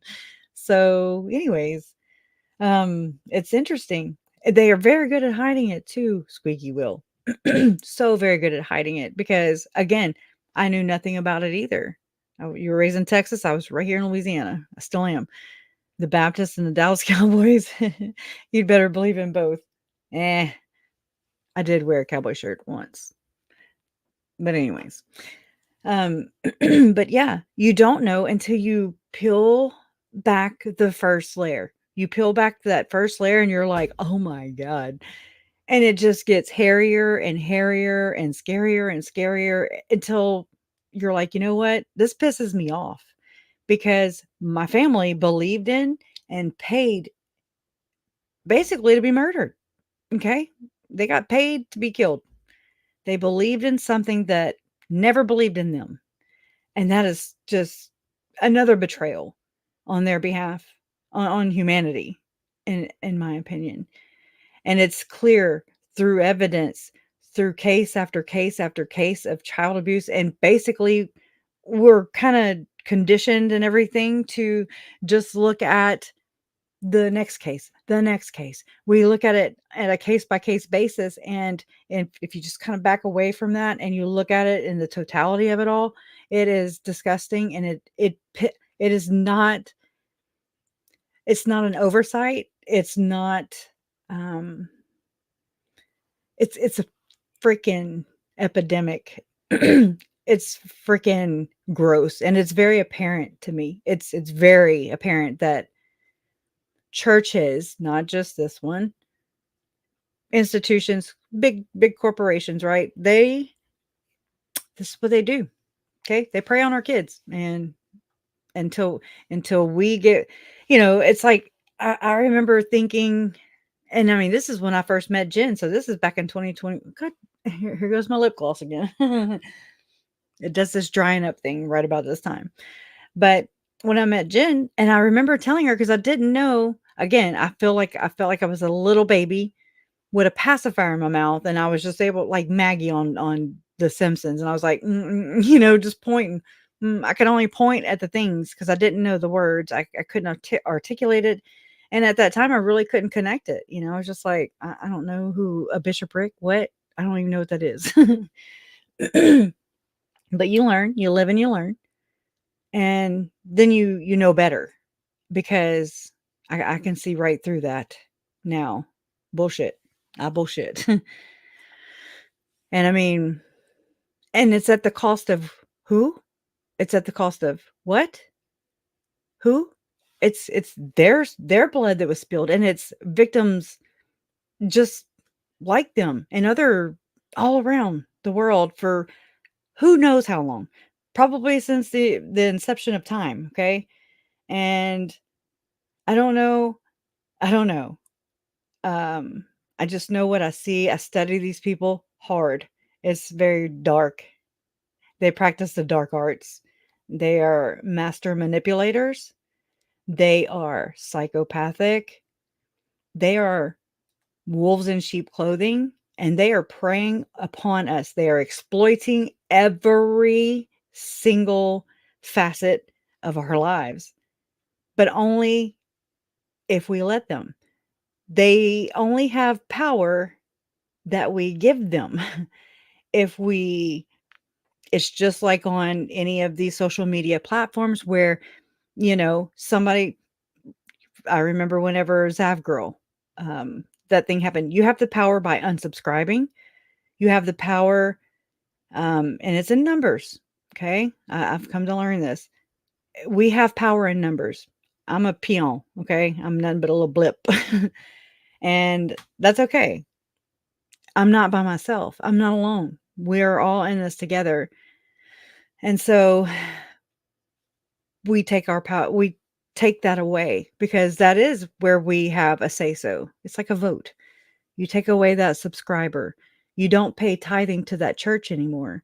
You take your power back and you stop giving it to these assholes who are just, I mean, they're laughing all the way to the multi-billion-dollar bank. Okay. And it's gross. It's disgusting. It's deplorable. I've learned a long time ago. I was like, these people are depraved. There's not a word worse than that quite captures it. Diabolical is about as low as I can go. I mean, I've been looking for the word. The only word that I can say that captures it all is exploit. They exploit loopholes in the Constitution. They exploit your children, our children, their children. They exploit the scriptures. They exploit Jesus. They exploit money. They exploit everything. Everything. They are manipulating it. They're finding loopholes. That's because that's what they do. That's what they're taught. That's this brood of people, these Satanists. I don't know what else to call them. Let me know. Let me know, Satanists, if y'all have a better name that you would like to go by. But until then, I'm just going to give your Satanists, okay? Move along. And it is so amazing how high it goes. It gets above the church. I just have felt so helpless in all this because I didn't understand. Still don't quite understand, but I know a lot more today than I did yesterday. And, I'll go until God says, okay, no more, I'll never stop looking, because it's not just for me. It's for my posterity. It's for your posterity. It's for our children, because they're the only ones that matter. Right. And yes, they're hypocrites, but they have to do that because that is what keeps them with power. As long as they are guilt shaming and being hypocrites, and playing these roles, because that's all it is. It's acting. But the one thing that they can never have is your empathy, and they want it. And it's so interesting. It brings me back to that video that I had captured where Tim Ballard had mentioned Tom Harrison, and he was talking about service. You get in all these endorphins, oxytocin. I don't have all the pheromones, all the things that he's obsessed with, that they're obsessed with, because they don't know how, they don't have it. So they're just like, oh, but they're not talking about doing good things for the kids that they're supposedly saving. I don't think so. They're doing it for themselves. It is self-serving, and you just have to learn to just see through the bullshit. And I know you do, because you wouldn't be here. I don't think. I've never been Team Tim, ever. Ever. They're part of the problem, and they dupe so many people, and it's amazing. They get back on. They don't lose face, because they don't have feelings. They don't have these things. Catherine Ballard, she's right there. And I mean, they're doing some weird, sketchy shit with the government agencies, things and stuff that they have classified. But yet Sean Reyes is like promoting, pretty much. He's, I learned that he's like dabbling in, I guess, psychics, to investigate crime, missing children cases. And I was just like, and so you read the Blaze article, that's Glenn Beck's, so I mean, ultimately he has the final say. So they're telling us what they want to tell us. And it's a lot of things that really it's irrelevant, really, in the grand scheme of things. They're just more distractions to throw us off their scent, because we're on to them. We're not going to stop. I'm not stopping. I'm a pretty stubborn bitch. Just saying. Headstrong, and they would have to use their portals and remote view. And I ain't trying to challenge them, because I already feel like they work in their magic, literally black magic. And there's just some things that, I'm coming to learn through all this. I think it's too much. If somebody would have told me this 4 years ago, 5 years ago, like this, I'd have been like, what are you talking about? We're all in our own stages, in our own journeys, and we are all orbiting, in my opinion. And, oh, I'm not disguising them though. Y'all don't have to. But I mean, I get aggravated. I get like it. They're not worth that. And I am mad, and it does let off a little steam, but I call them much worse offline, off camera. Trust me. Jason's probably like, good Lord. But it's just, I mean, once you see through the bullshit, the bull stuff, it's like you can't stop seeing it. You're like, oh, bull, that's some bullshit right there, dude. Straight up. And what are they doing right now? They're using that guy, and he don't even know it. That Troy Abel's the last dispensation, the one that's shaming everybody else. Like Jordan McKay is like, oh, and they used to have the light of Christ. And I'm just like, oh my God. Anyways, and I mean, it's like he doesn't even see that. And I mean, whatever. You got to respect their journeys, Everybody's in their own level, dealing with their own devils, right? What is, SHIT? Really? I'll say bull spit. But hey, Mark. Oh, Kresha, no. that it wasn't you that said the word. Okay. All righty. I'm like, I can. And so that makes me think about, I mean, because if you look at it in the grand scheme of things, which I mean, I always thought I was tunnel vision. until I realized that no, I really kind of just notice things in my peripheral. I just don't really know what to make of them at the time. And then it's like everything just kind of clicks together. And I'm like, oh, so that's what they were doing over there. And oh, okay. And again, I'm just going to call it a secret society. I'm going to call them Gadian robbers, Satanists, whatever you want to call them, psychopaths, preying on our children, using their children, in the Hamblin case, doing some really mucked up stuff to some children. The whole point is it's not just David Hamblin's parts theory, and it's something to do with priesthood parts. And I was like, what? I thought this was like, because David Hamblin was his dad was a sociologist. Oh my God. Who did what? His dad, Robert Hamblin, David Hamblin's dad, Robert Hamblin. He was a sociologist, who got paid by the government to basically conduct these experiments.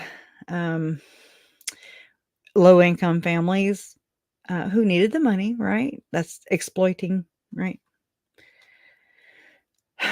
And basically like doing a reward system. And I don't know if anybody's been keeping up with the David Levitt, David Hamblin, that whole child sexual abuse case, cannibalism, ritualistic. I was just like, okay, that's too many things. And that's too close to freaking Rexburg, Idaho. Okay. It's the same Mormon, Mormodor or whatever. You can't, no. I'm just like, you can't have that right there isolated. And then this, the kids over here in Rexburg, it's just an isolated event. We don't teach that. We don't teach the 144,000. I don't know how many times I've seen 144,000, the Church of the Firstborn. I don't know how many times I've seen it now, but it confused me in the beginning. These things are put into place.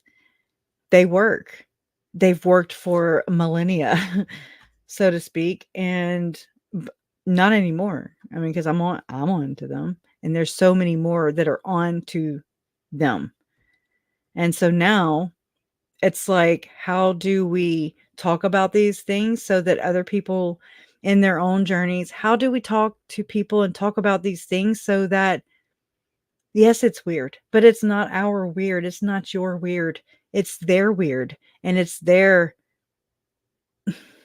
they prey on blood.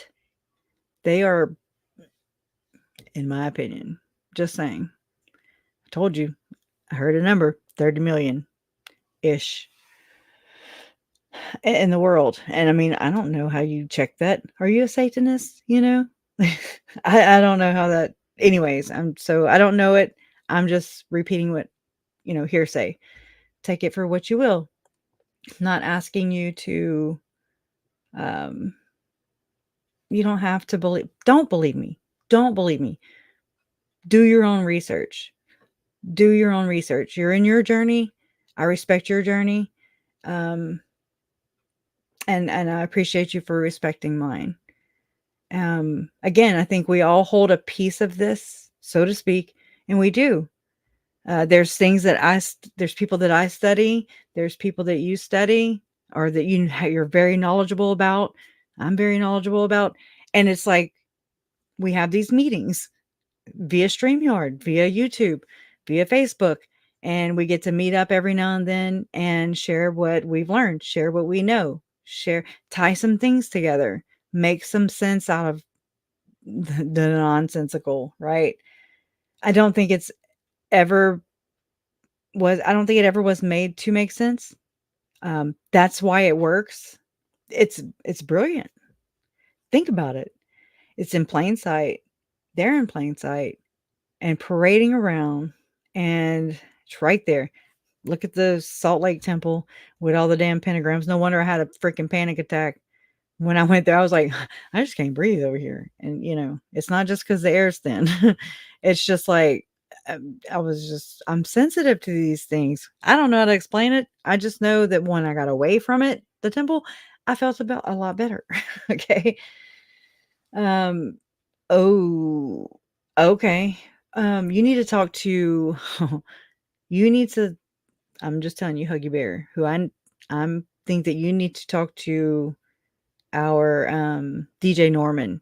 He's got them figured out. Ritual murder, front, back, side to side, and then some. They check out. I just don't understand it because it's so much. It's so.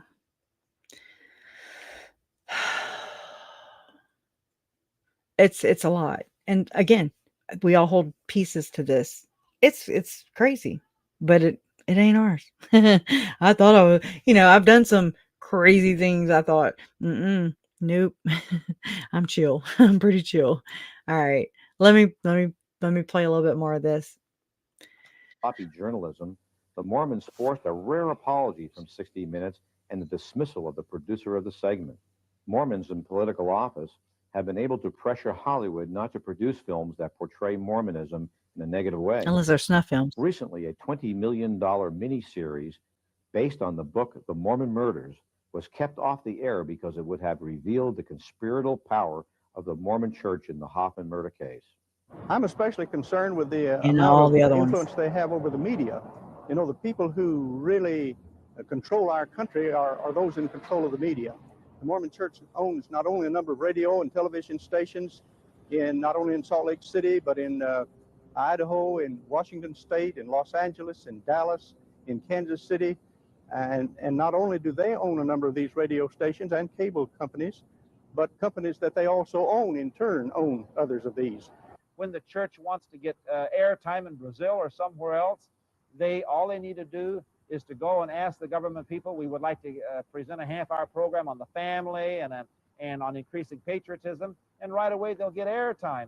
2 years ago, Hungarian television came over and did a nice story on the Mormons, and over 400 million people learned about the Mormons. Church didn't have to pay for it, and the ironic thing is that these big television evangelistic ministries, they have to pay out millions of dollars. The Mormon Church has it down to a science, and they are probably the best PR people of any religion that I know. The Mormon Empire's immense economic power not only aids Mormon control in the media, but in politics also, where they look to the day when they will have total command. World political takeover and the reinstatement of the free practice of polygamy and blood atonement are just some of the bizarre hopes of the Mormons' end times empire known as the Kingdom of God. The fanatical goal of world supremacy is openly denied but secretly plotted by the elite inner LDS leadership, the Brethren. The church has been fortunate to have a number of its people in prominent positions around the country in political authority, senators, congressmen, people in the CIA and the FBI, and at times the church has called upon them to go and do a favor for the church, get the church out of jam, or use their political clout in behalf of the church. The head of church security, who recently died, was a top FBI man under J. Edgar Hoover. They have retired CIA men working. They have people from the Navy counterintelligence. And so the church has amassed an incredible amount of security personnel that gives it some of the best security of any religion on the face of the earth. Someone I talked with said, we can get anything we want on anyone we want at any time we want. Apostle Bruce R. McConkie said, through this church and kingdom, a framework has been built through which the full government of God will eventually operate. They believe that they must establish a worldwide Mormon kingdom on earth in order for Christ to return United Order on earth. is what it's called. In my opinion, that's what I've found thus far. It's the United Order or the law of consecration. Okay.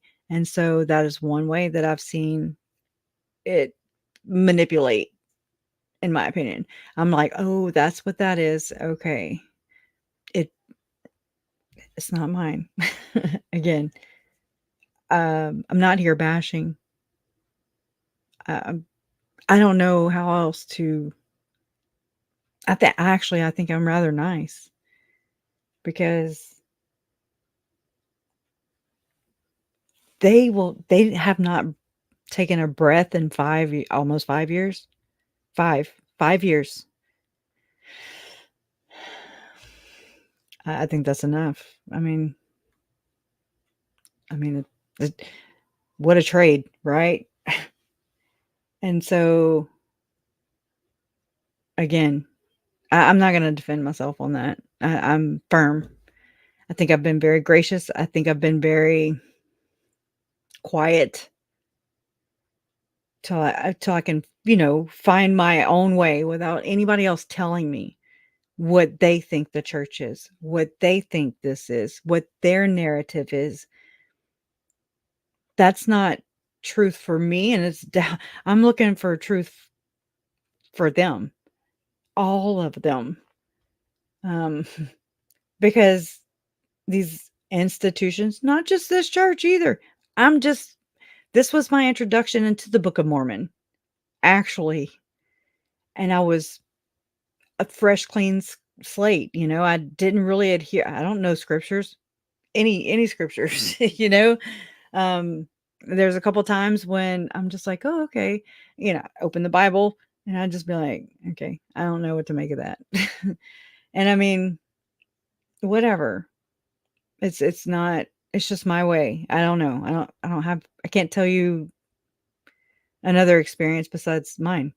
And so it's just interesting. And this goes higher. And so I encourage anyone and everyone to just, there's some things that you have to come to terms with in your own realm, your own understanding, your own belief system. It's not comfortable. And this has not been a comfortable experience at all. It's been a very aggravating, curious, baffling, angry process. So it's kind of like, and I've seen this with I'm using this as an example. It's like you see all these people holding Tim Ballard up on a pedestal. That's how I see the church being held up. And I'm just like, and I'm not here to, oh my God, that's what I fought with forever. I had to come to terms with Leah Remini, y'all. I'm just like, oh God, she's not, she doesn't seem to be what she has portrayed. And I'm just like, well, damn, I've joked about that and said, hey, Missouri, how are you doing? Do a Book of Mormon story time. Oh God. Once upon a time. That would be interesting, right? I will one day whenever I put my book together. It's so big. And I'm like, where what's the cap, right? How far do I want to go? Because it goes all the way. And I'm like, do I just, again, like if I were to be interviewed, do I have to make it mainstream media friendly, where it don't hurt everybody's feelings or piss everybody off or make me look stupid? Or can I be honest and really tell you what I want to tell you? What I've really been learning through all this. So where I'm at right now, when I talk to Mom about just what do I do? How do I even approach this? Like, I haven't even been able to really. Mom's like, dumb it down for me. And I'm just like, I'm at that point, this was at the trial for Lori last year. And I was like, I really don't know it enough to just be I can't dumb it down right now. But now I'm getting to where I can dumb it down. I can dumb it. What level you need, But then it sucks because it shortchanges, in my opinion, it shortchanges them. I don't give a shit about me. It's not about me. Who cares what I think? But it's about them. To me, it's the only way to to tell their stories without them being here to tell their stories. No, I'm not. I don't think I'm gonna be able to make it to his trial. It costs a lot of money. It really does, and I don't feel like I can't even go there. I don't know. I want to. I mean, I don't want to be there the whole time. I just would like to just fly. I'd drive if I had a decent vehicle, but I mean, because a road trip would do me well right now. But I wanted to go for opening, for sure, closing arguments or whatever statements. And I mean, the courthouse is super heavy for me. It's way too much. I'm just like, I don't know. It's so crazy because it's just heavy there. Just like going to a hospital. Every time Jason goes to the hospital, I'm like, okay, I'm gonna go, and I feel bad because my whole body is just like, I don't want to go in there. I don't want to go anywhere near there. It's so heavy, and I can't breathe, you know.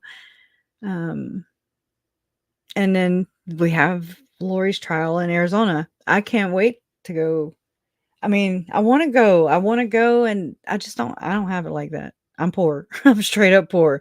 We're doing good just to pay our bills. We're on a fixed income. So, and I mean, it got to the point where me and the mods, we were talking about doing a GoFundMe, but there's other family members they like to exploit that part. And then I don't feel like having it thrown in my face by any flying monkeys. Okay.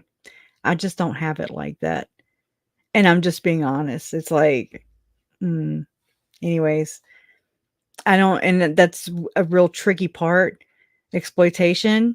It's different if you're exploiting.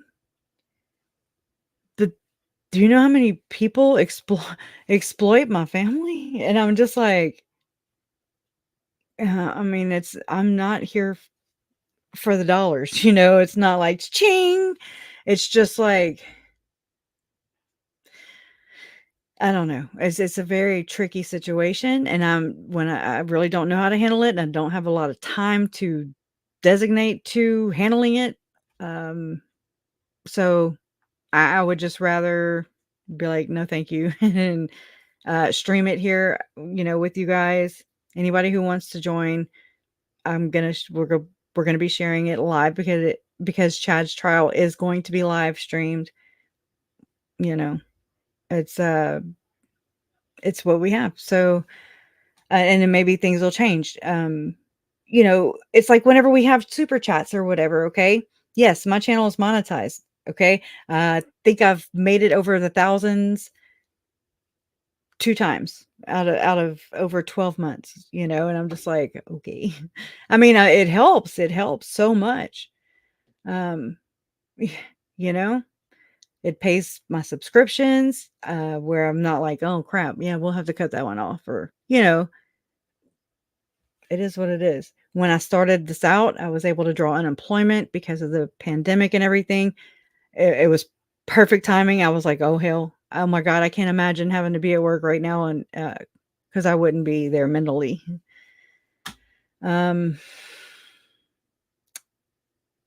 This is my life. It has been my life. Nothing but this. This has been my life, finding the truth about why they were murdered. And this answers the why they were murdered. Not just money, power, sex. I mean, you can apply that to every Dateline, every true crime story you ever watch. Money, power, sex, right? Take away life insurance. Okay, there you go. That's one of my ways to bring about change. Don't have it to where people can benefit financially, but here we are. I don't see anybody taking that away.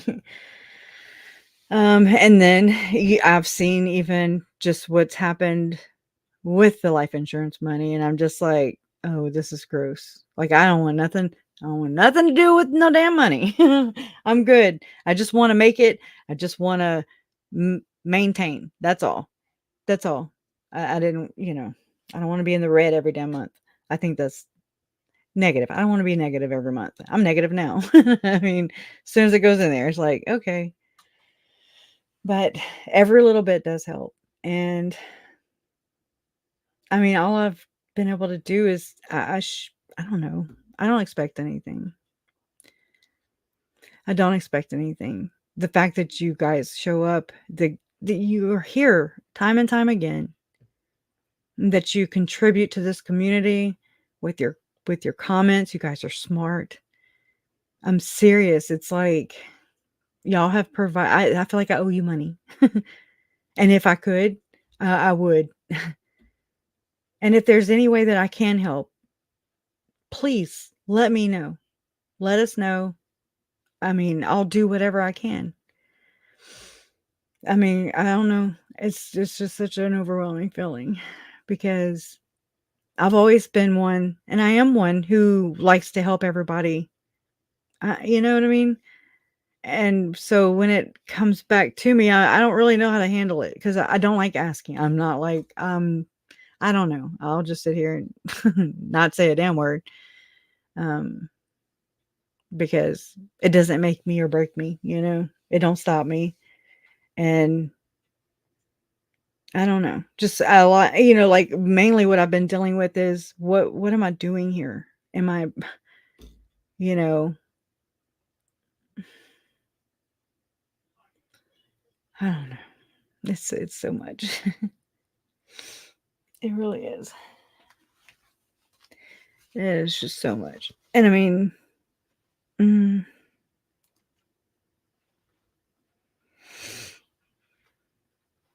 but you know, I can handle it. I'm a big girl. I can handle it.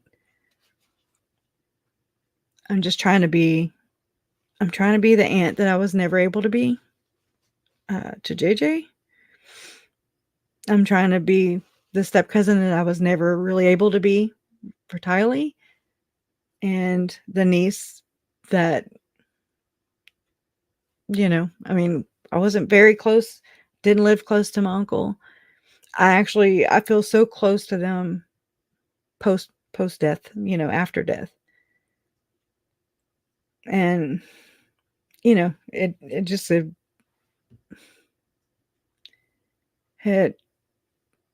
jolted me, it shook me, it woke me up.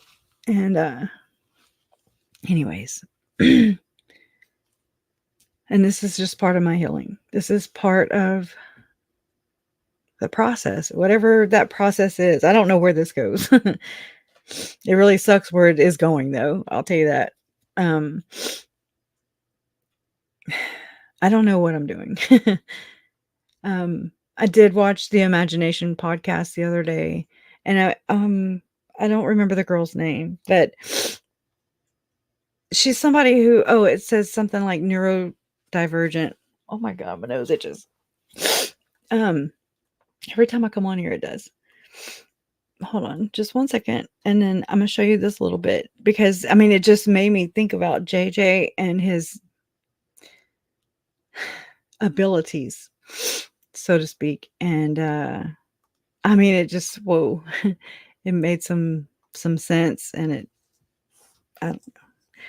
Let me shut up and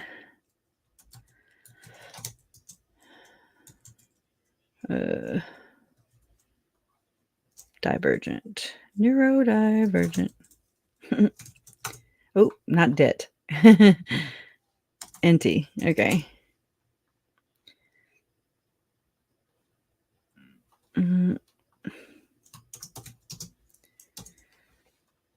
Even though I save them to playlists and stuff, right? What's her name? Corey, I think.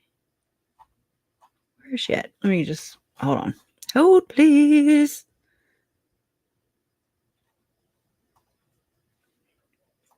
Okay. Heavenly Father, today we put on the... I paused it, but it played. Y'all might not have heard it.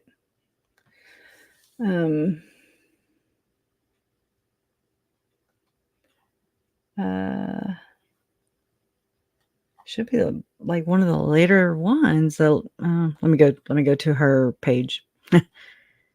stop all the dumb stuff, right? And it would be, oh, her name's, no, it's not Carrie. Let's see.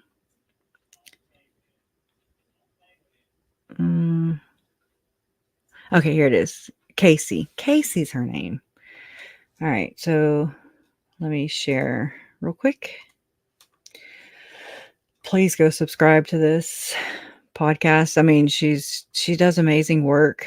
And the people's stories, it's like, I don't understand. I'm like, I don't understand all these technical terms and everything like that. But Casey's story is unlike anything else you've ever heard on the imagination. And I'm so, she says, I'm so inspired by her courage to come talk about some amazing revelations she's discovered in her work with neurodevelopmental children. Autism, right? The story you're about to hear begins a few years back with when her whole life changed. A woman of faith, Casey found her passion serving God through taking care of children who considered, quote, injured, such, oh my gosh, okay, such, my computer screen's so wide, and so it's like, such as severely autistic and minimally verbal and nonverbal kids and young adults who need care and support for the rest of their lives. I want to get with her and see if there's something that we can do. I mean, I'll throw in, I mean, I don't know what to do on my own, but I would love to help some neurodivergent children.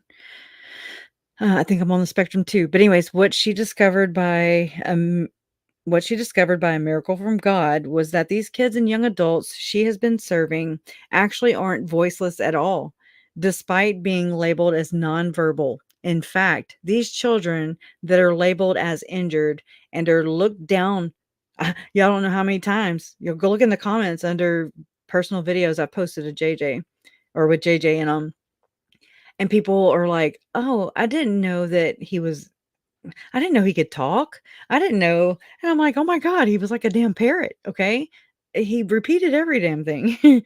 and one of those videos, he said duct tape. Okay. I found that afterwards. And I mean, they were murdered already. And I mean, but that was just that New Year's before, just prior to that. And that baby said duct tape. And tell me there ain't a God. I'm just saying. Not because they're murdered. I know people are like, well, they were murdered, so love don't win, truth wins, and yada whatever. Teach their own. This is just respect my journey. I'm respecting and trying to be respectful of everybody else's. Again, you don't have to be here if you don't want to. At least you have that choice, But okay, it says these children that are labeled as injured and are looked down upon.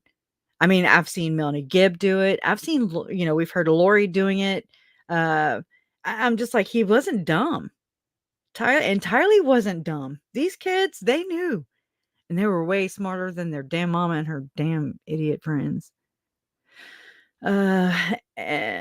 They're looked down on in society, actually possess quite incredible spiritual gifts and sophisticated methods of communication that Casey discovered by accident through pursuing an unrelenting journey of caring caring to get to know these children she works with, the same passion that she serves God with. Casey's story gives a new meaning to the nomenclature associated with children who are commonly referred to as special in educational systems. Gigi and Fruit Loop, they worked with, children, autism, children that were autistic and special needs. Okay, as Casey states, there are a growing number of children that are being harmed by systems of power, intentionally and brutally changing many of these children's lives for the worse. So many families need help, and there are so few helping. There are even fewer people willing to acknowledge the spiritual side of autism. And oh my God, I got some stories. That's what I'm saying. I got chills right now just thinking about the stories that JJ that happened. I mean, just not just with me, but with JJ, like when he was alive and just things he said. And it's just like, whoa. Whew. And this is why Casey is here. She isn't speaking on behalf of herself, but on behalf of a growing number of children and young adults who are losing their physical voices in droves due to a broken system that seeks to exploit and profit off of children and parents and abandons them after they have been broken. Casey's story today leads us into discovering an intelligent network of communication happening right beneath our noses by children written off as injured and disabled, and that these voices are indeed special and deserve our eyes, ears, and heart just as much as every other abuse survivor does. And after getting to know Casey, what you're going to hear today is quite shocking. Absolutely incredible and at times dark. What happens when a nonverbal child is abused or knows abuse is happening and can't speak up? You are about to learn the answer to this question today in this incredible story presented. Okay. And so you can reach the Imagination Podcast at imagineabetterworld2020 at gmail.com. And Casey is right here at the convergent. Her email is the convergence at protonmail.com. So let me finally play it. Okay. Hold on, I gotta get to the transcript. Okay, I'm going to put in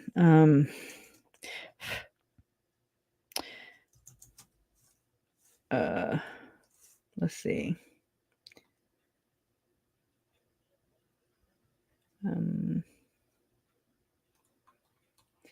Okay, I'm gonna go back a couple. What they appear?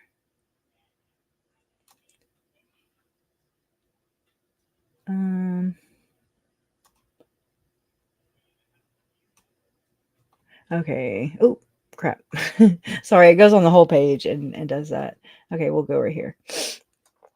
You know, I knew I didn't want to go back to the restaurant industry, doing something that really is not serving humanity. I'm really, I was working for my boss and they information. And I told my husband, like, I knew what I was supposed to do.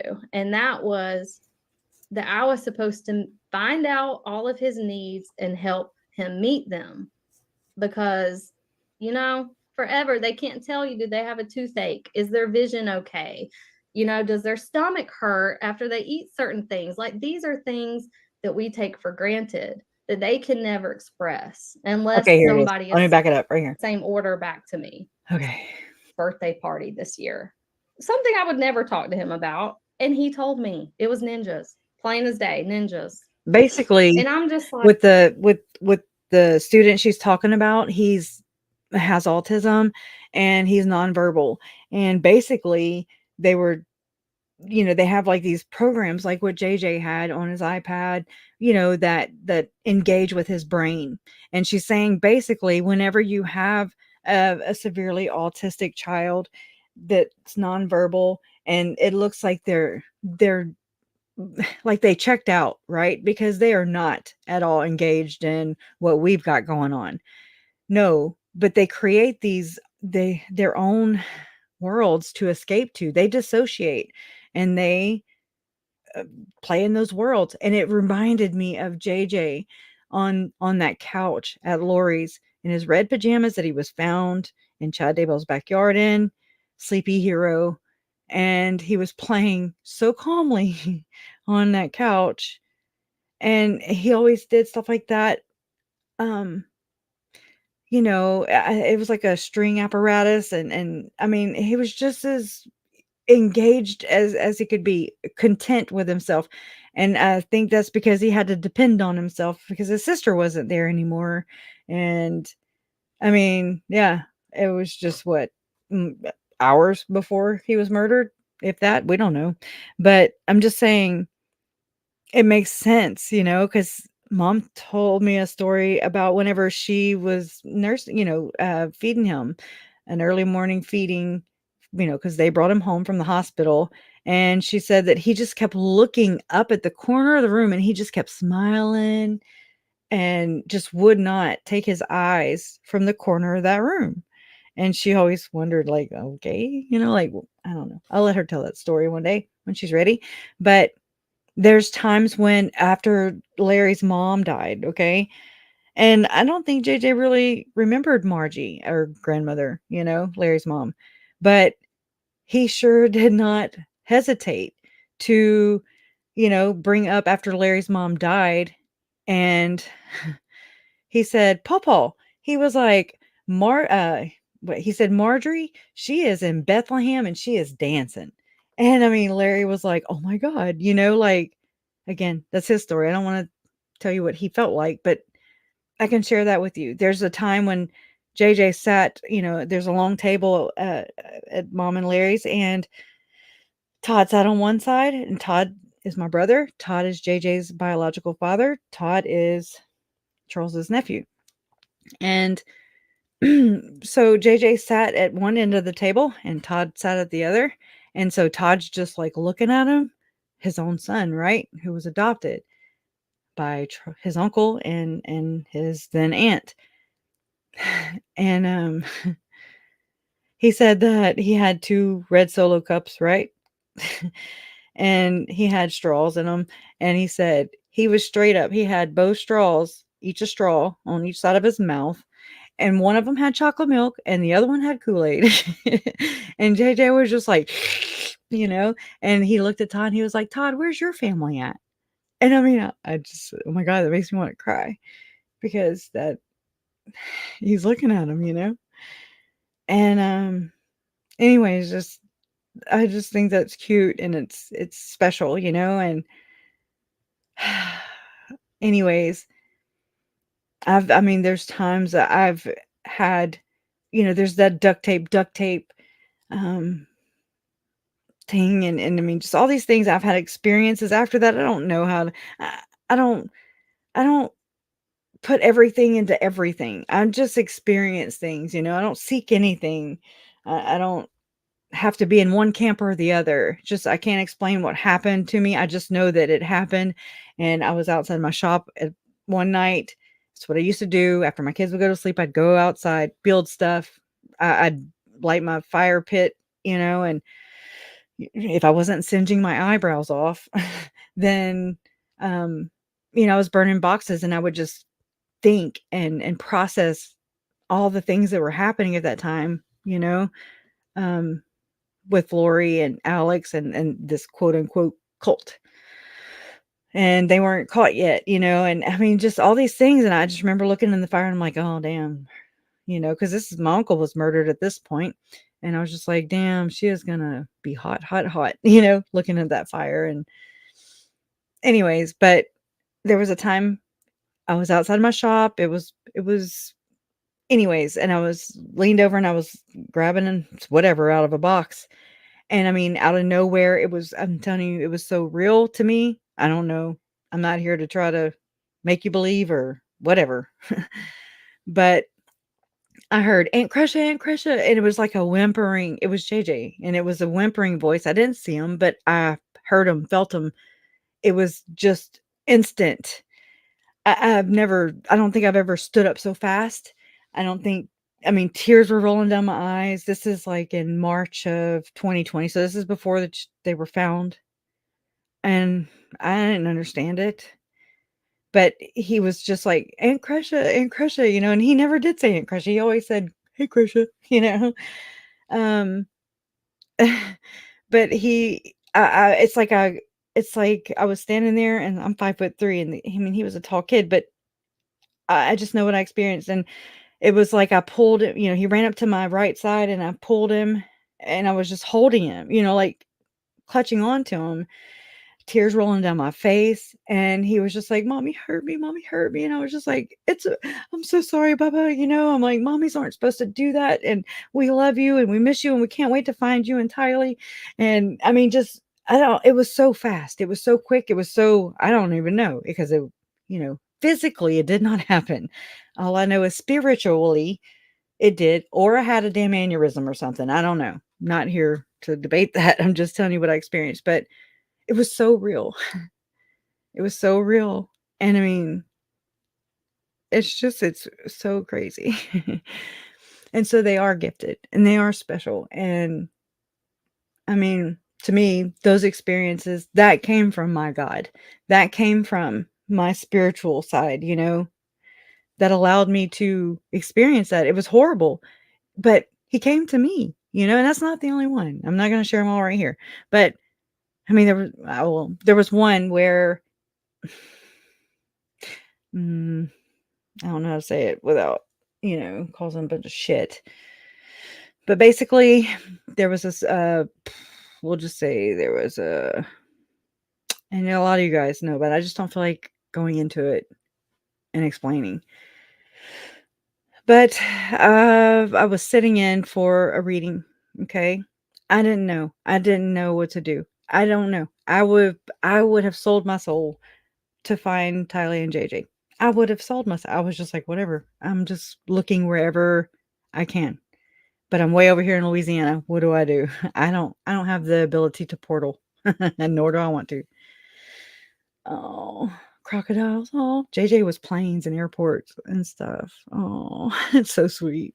Right? Oh, well.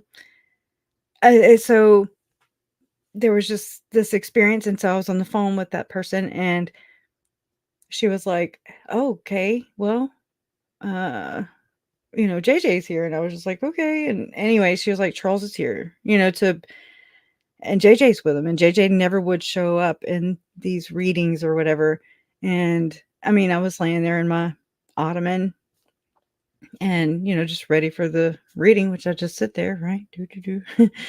And, well, anyways, she's like, well, he brought him to hand him off to you. And I was just like, okay, well, hand him off to me. And I mean, I swear to God, I laid right there. I don't know. I don't know what it is. I'm not here to prove the afterlife and or not. I just know what I felt. And I know what I felt was real. And I kept checking it with Jason. I was like, oh my God, I'm losing my shit. But no, everything was open at that point. I told you when Uncle Charles was murdered, it jolted me. It shocked my. I mean, I think it's like a near-death experience. I didn't die. Neither did Chad Daybell. Yet here he is claiming.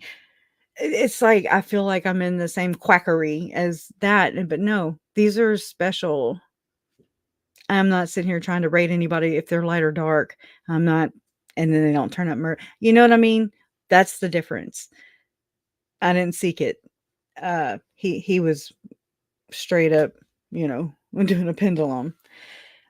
Then again, we don't even realize how much these things are ingrained in our own lives, because when I was pregnant with my first baby, this is like all the grandmas were there. Okay. We don't realize how much we do magical thinking, or we do, what do y'all call them?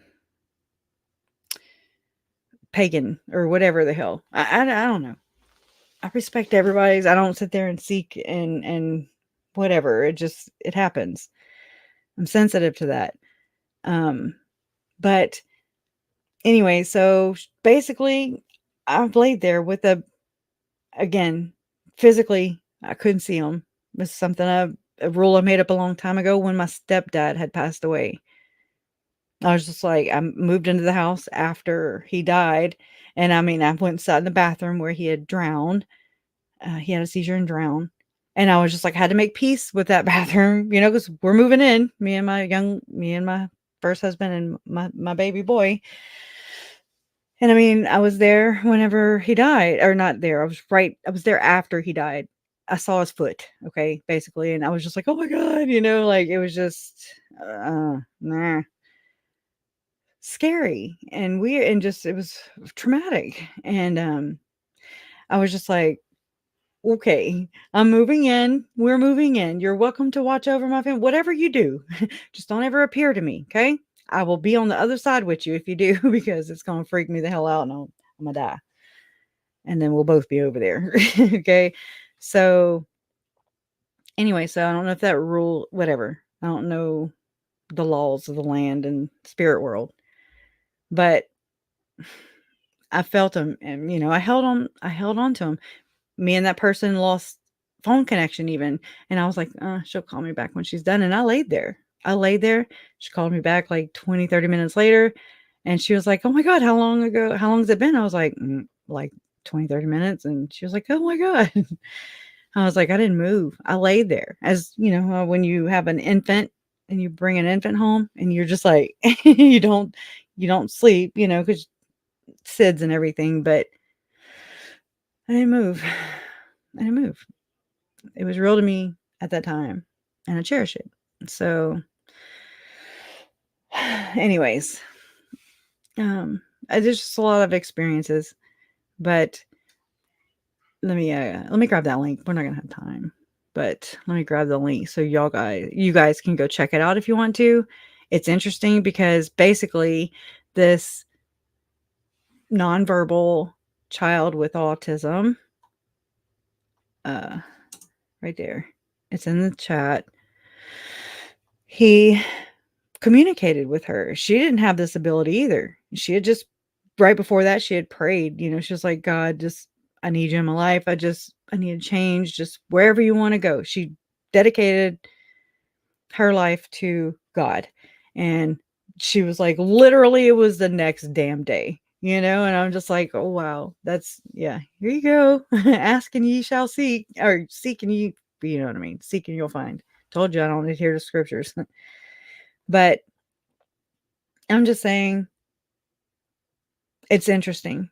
Just go check it out. Subscribe to her podcast because it's interesting to hear these victims' stories who are targeted, who are experiencing these things that I don't have all the answers for. I don't think they do. But together as a community, this is what we do. And I mean, there's nothing wrong with rallying around. If there's a lot, like I said, there's a lot of things I'm just like, I don't get it. I don't get it. When I saw DJ Norman and I'm just like, oh my God, that dude is really posting a lot of weird shit. And then I'm like, oh my God, but he is here following my family member's case and he's dedicated and he seems so smart. And the stuff he's saying, I don't understand it. That doesn't mean that it's not valid. You understand? So I was like, I bet he's got a hell of a story to tell. And I mean, there's so many out there just like him, just like me, just like you. And that's what we're doing. We are reaching out, being vulnerable, putting ourselves out there. That's all we can do. People are going to do and react however they are. Thank you, Janelle. Thank you. And I'll say it backwards because I say everything backwards. That's what I do. That's what I do. I'm glad you're here. I would love to go to that. I would fly up to Rexburg just to go to the Ping property. So bad. So bad. Oh, but I think, yeah. Mom and Larry have their tickets, but again, I don't have the cash. So, yeah, everybody can relax. John Murphy is here with us. Yeah. Oh, okay. Sue Ellen says, just me, please. The Imagination Podcast Nerd Teachers Spiritual Awakening. It is inspiring. And it made me see a lot of things with JJ, just with, they're not dumb. They're not dumb. They're advanced. It makes me wonder why, like, people like Elon Musk, was it Elon Musk or was it the Epstein guy that were seeking these special children out? Just wondering. Anyways. Oh, a little bit. Hey, a little bit. Haven't seen you in a minute. Okay. We have Mormons in North Carolina. And I love Mormons. You do too, I'm sure. We all do. It's not like that. It's like having all your friends and people, humanity, your friends, your brother, your sister. You guys are my brothers and my sisters. You are your brother's keeper, right? And I didn't quite understand what was going on getting into this. But as I've come to learn what was going on in this, and I mean, it's got to be even harder for somebody inside with little to no real diversity because of the way it's set up. And again, I think it's intentional. And it's like, hey guys, hey, the building's on fire, the church is on fire, and you're screaming, like, but you can't do anything or make anybody, I don't care who you are, you can try. That's called control. But I'm like sounding the alarm, and I'm just like, just come on, just come on, just, get away from in your own time, because it's going to be painful. I didn't want to be a part of this because it is painful. I don't want to inflict it. That's, oh yeah. Oh yeah. I mean, why, what would be my end game with that? I don't want to break anybody's shelf. My shelf is broken. I don't know how many times. I don't even know I was never Mormon. Just saying. Nowhere in my belief system, my core, who I am as a person, do I ever wish harm on anybody? And it actually, I love the people in Rexburg. I love Janine. I love Miss Peggy. I love April and Shelly and Leanne. She's not Mormon, but you know what I mean. Just saying, I love everybody. But there's this thing, and it's called beliefs, and they keep us separated. And I won't force it. I still love them though. I have to separate that because that's all they know. That's what they love. It doesn't hurt them maybe.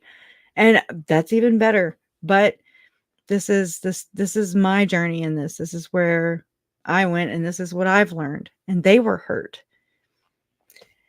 So, I mean, but we all, I think, again, we're all on different levels in our journeys. We are all going and fighting for the same team, I do believe.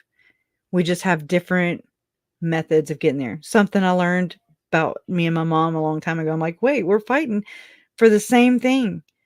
We just have different approaches, and there's nothing wrong with that. It's called being an individual and having your own thoughts and stuff.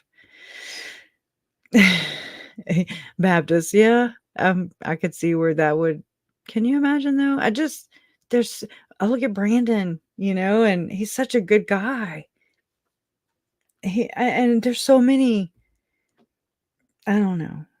It's these systems controlling us, but it's because we either don't know any better, or as we learn on our own, because whatever reason, whatever system, that's not doing any good in our lives anymore, or we're just like, wait, and you start to get a little distance, and you're like, that's affected me personally, or something, in your time, in his time, basically.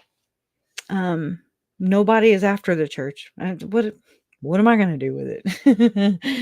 And I mean, I know this isn't you a little bit. I'm just speaking out my butt, really. I mean, I wish the church and churches of the like would stop being shitty. Okay. That's really, if they would just by their fruits, if they would show good fruits, then, I mean, okay, change is the best apology. And the church doesn't apologize anyways. What does that tell you?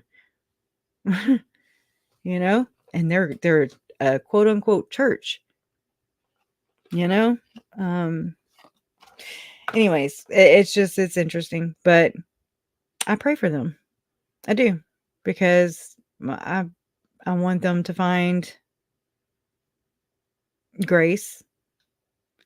I want everybody to know that you do not have to have a middleman. You don't have to have an entity, a corporation, a brother, a brethren, an elder, a pope, a bishop, a nothing. You don't have to have a mofo standing between you and your God, you and your higher self, you and your source, whatever source is for you.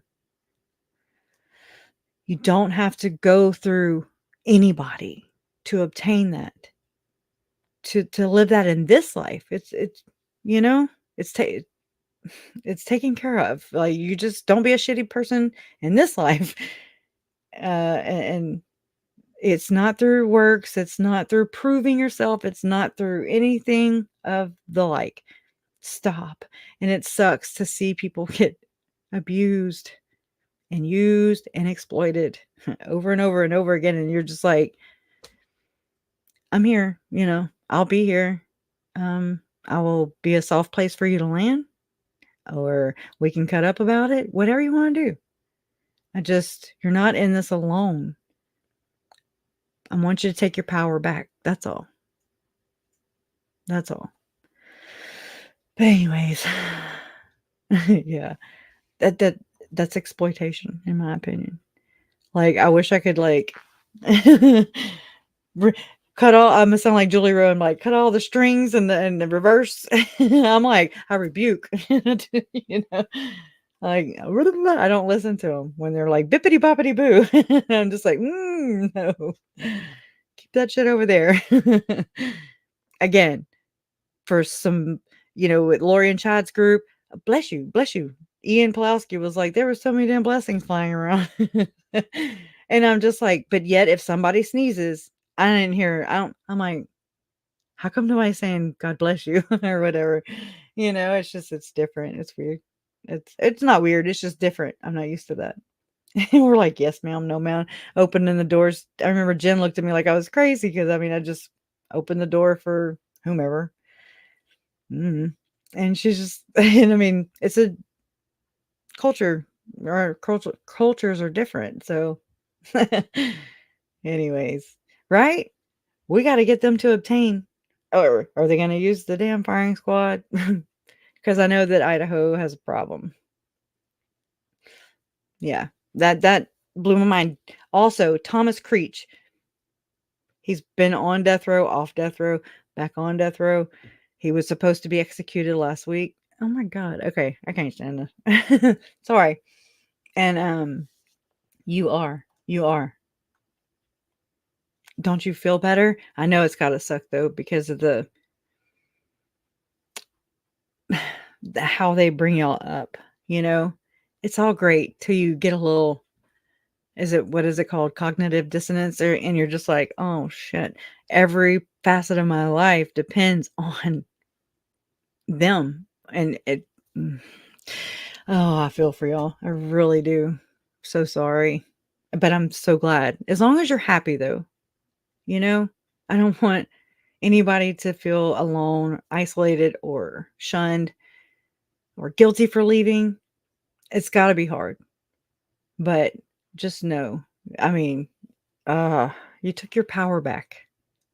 Okay, and you're not letting anybody exploit that. You're not letting anybody be your boss, or be between you and your source, whatever that is. Yeah, you get to do whatever you want now. You always could. We don't know these things till we do. And then it's just like, oh crap. But I think sometimes, it's worth it once you get through all the pain.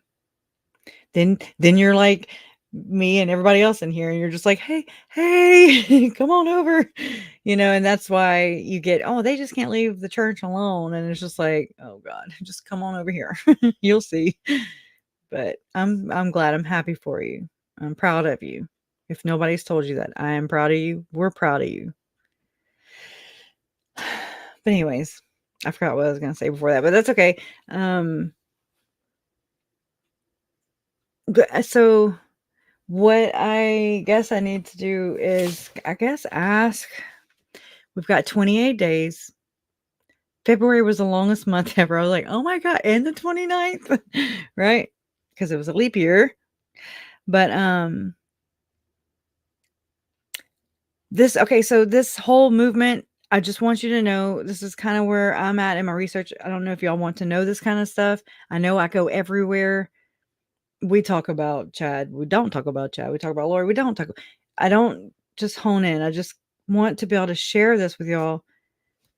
And that way, at least from the next few weeks, and until the trial, unless something comes up, like whenever he has another pretrial hearing, we'll do that together. But I'm still looking, I'm still making connections. You guys help by sharing what you know about the connections and how the Mormons somehow, somewhere cross paths with other cult leaders / serial murderers. Okay.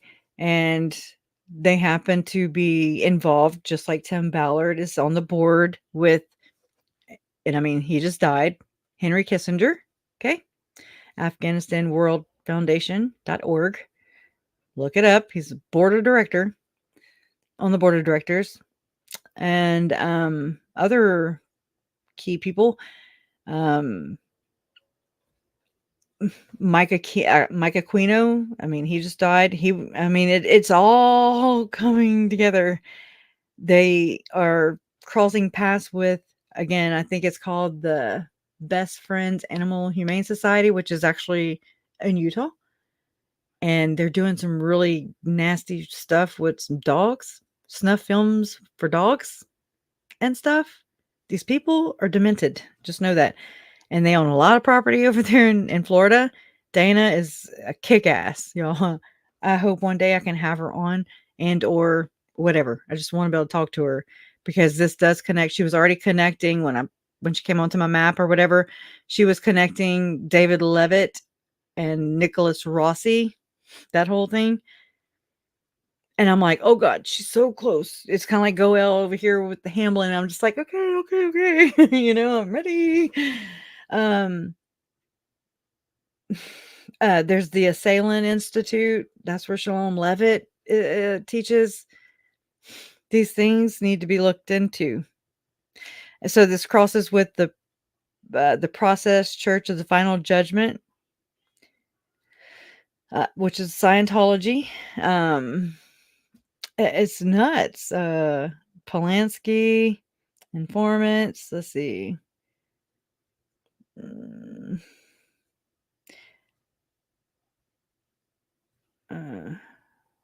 Okay, so they were running around saying that they were the Process Church of Scientology. Dana's description: Ed Sanders deserves an apology, is what it says. Says the ex community, in her opinion, is the Process Church. Says the ex community of Scientology. I think that's what she means. In her opinion, is the Process Church of the Final Judgment, which they were doing like all these sex things, and it's weird. Anyways, and they're tied in also with Utah Mormons. They all cross paths, and it's the weirdest, weirdest thing ever. And so again, I'm like, okay, Tim Ballard, there's no way he's not CIA. I don't think so. And then I'm like, oh, I think he is, but he's just maybe on a different mission. Maybe. You'll make signs. Best friend, Skinwalker Ranch, Sean. I mean, I remember when Sean Reyes showed up, I was like, oh, hell. Yeah, they ruin everything for me. I'm just like, oh my God. I just, there's no corner I can go to where it's just like me and my dunce cap. Yeah.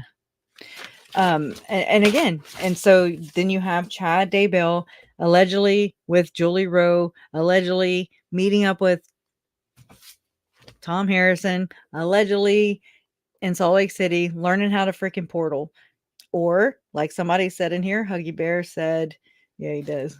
Who just died too, said that Tom, or we'll just say Spencer. I mean, it's a pseudonym anyways, right? Spencer is probably the programmer for like-minded people like Tim, like Julie, like Chad. And they all have this doomsday accelerationalist point of view. They are all ushering in the second coming of Jesus Christ. They are pushing for it. In my opinion, it's a new world government, and not so much the second coming that Christians or anybody that, follows that. And so it makes me think, well, this has affected my life personally. hands-on, because Lori was ushering in the second coming of Jesus Christ, and she was leading in ushering in, and the leader of 144,000 great and noble ones, right? That's Tim says that this sex trafficking, anti-sex trafficking is the noblest cause, right? Nobles. Think about these words. Storytelling is another one of his. And infiltrate. Infiltrate is stupid how he says it. I'm just like, oh my God. And there's portals there though. Okay. From what, that's just my guesstimation. I don't really know. I'm not a professional. I'm not an expert. I'm just like, what? Because I still don't get that yet. But basically, I think what a portal is where they're having these. Oh, they're also doing it over there at that Montezuma, I think it's called. They own a lot of property. The Best Friend Society, Animal Society. Dana just had a video earlier. Rotting Jules is her channel name. I left a link in the chat. I'll do another one. No, that's Imagination Podcast. And I already got off that one. But damn. Okay. Rotting Jules. Let me just type it in. At Rotting. I know. It's just something that her best friend and her shared. So that's why she named her channel that. She's a cool soul. And she's very, she's got her stuff together. So full of just information. I'm like, what? Who? But again, I think that has to do with these, whatever the hell, these portals and this shamanism with the peyote and these ceremonies, these healing ceremonies, where you take these, hallucinogens and you open your mind, and that way you can pierce the veil and see through to the other side of the veil without having a near-death experience, without being traumatized. That opens your mind up. It opens everything up. And can you imagine? I mean, let's just imagine. You got people who are allegedly remote viewing. Do you know what that is? Go to Blaze Media, Blaze News, whatever, Glenn Beck, look up the psychic, Tim Ballard psychic or whatever. She was used as the intelligence to allegedly, because I don't know. There's no way of keeping tabs on any so-called victims or whatever that Tim so-called allegedly rescued. I don't think so. Maybe in his mind. I'm hoping just in his mind. Okay. In his bank account. I hope those are the only victims that we're accounting for, because it's happening really in these third world countries where you and I, we don't have access to those books. They're corrupt governments over there, according to Tim. They do tell some truths, but they mix it with a whole lot of propaganda and bullshit. So I wonder, because Tim Ballard was like, yeah, Tom Harrison, he's, a brain specialist. No, he's not. He was a psychologist or whatever the hell of children who were abused through this satanic panic thing. And he was, according to Goel and Lynn Packer, he was basically the point person at one time during the satanic panic for the church members. And allegedly Tom Harrison was like trying to get the brethren, the hierarchy, those apostle dudes. He was trying to get them to accept the phenomenon, satanic ritual abuse. I'm like, I don't know. I'm still trying to figure that out. I don't feel like it's good, because by ye fruits ye see. Okay. They're not here. And I know the book don't murder people, but these ideas do. Okay. That's where I'm at. And that's all. It would be different if they would even acknowledge that there are victims. And oh my God, if my ideas, were, I'm just saying, if my ideas were causing happen in all these child abuse cases and murder cases. And then you got idiots saying, well, oh my God, it's just so bad.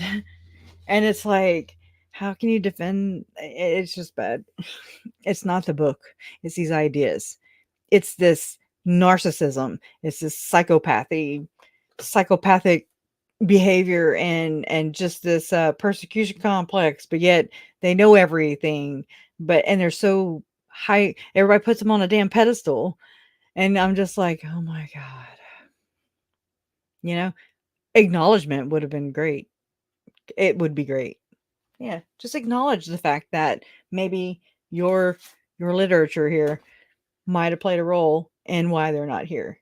It went into the ideas. I can guarantee that. Hopefully I have that, and I'll end on this right here. Hopefully I do. Video. Okay. Yeah, I do. All right, so we'll end on this. Justice for Tylee, Charles, Tammy, JJ, and Joe. Love always wins. Yeah, he is. I'm going to end on this video from Carly. Jesus Christ knows the truth of what happened. So this is a mind-blowing development in the Chad and Lori Daybell case. So this is them sunbathing the day of their arrest. And this book right here, I'm going to tell you what's inside of that book and how it basically explains everything about this case. So Visions of Glory is a book that has been sold in LDS bookstores. It claims to have a stamp of approval by an apostle. It also claims to be a prophetic book about the last days leading to the second coming of Christ, which is what Lori and Chad believed was happening right now. At one point, the book explains that people will be so ripe with iniquity because they've been overcome by evil spirits, and that the most righteous thing that you can do for them in that state is to, quote, deliver them from mortality. I will play a clip for you now. There was a law we followed. It was not a rule, but a law. When an individual or group threatened us, we knew their hearts. If there was any hope, even the slightest hope that they could be saved, even in the most celestial sense, we did not harm them. When we were confronted by people who were fully ripe in iniquity, and who would never repent, then we were free to deliver them from mortality. Their death would then be a blessing to them. Their death would be a blessing to them, because they could no longer add additional iniquity to their divine ledger. Hey, so I was trying to type this because I forgot to tell y'all. But real quick, Mom had messaged me the other day, but she's messaged me again earlier tonight. Tuesday on March 5th at 7 p.m. on the CW channel is Crime Nation. They did a documentary. I didn't hear my phone ring.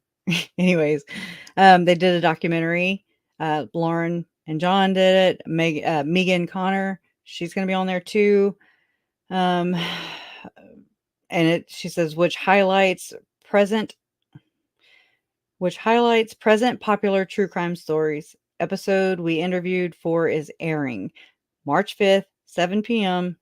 I'm sure that's Central. I don't know. On CW channel. And then the next day it will air. It'll be streamed. So you can access it on YouTube, I'm sure. Don't know. But maybe we can have a watch party. Maybe, my members only will do a watch party or something. I'll have to figure that out. So Tuesday, be here at 7 p.m. Central. So whatever that is for you. And you'll get a members only link and we'll watch that together. Anyways, love always wins. Justice for Tylee, Charles, Tammy, JJ, and Joe. Thank y'all for being here.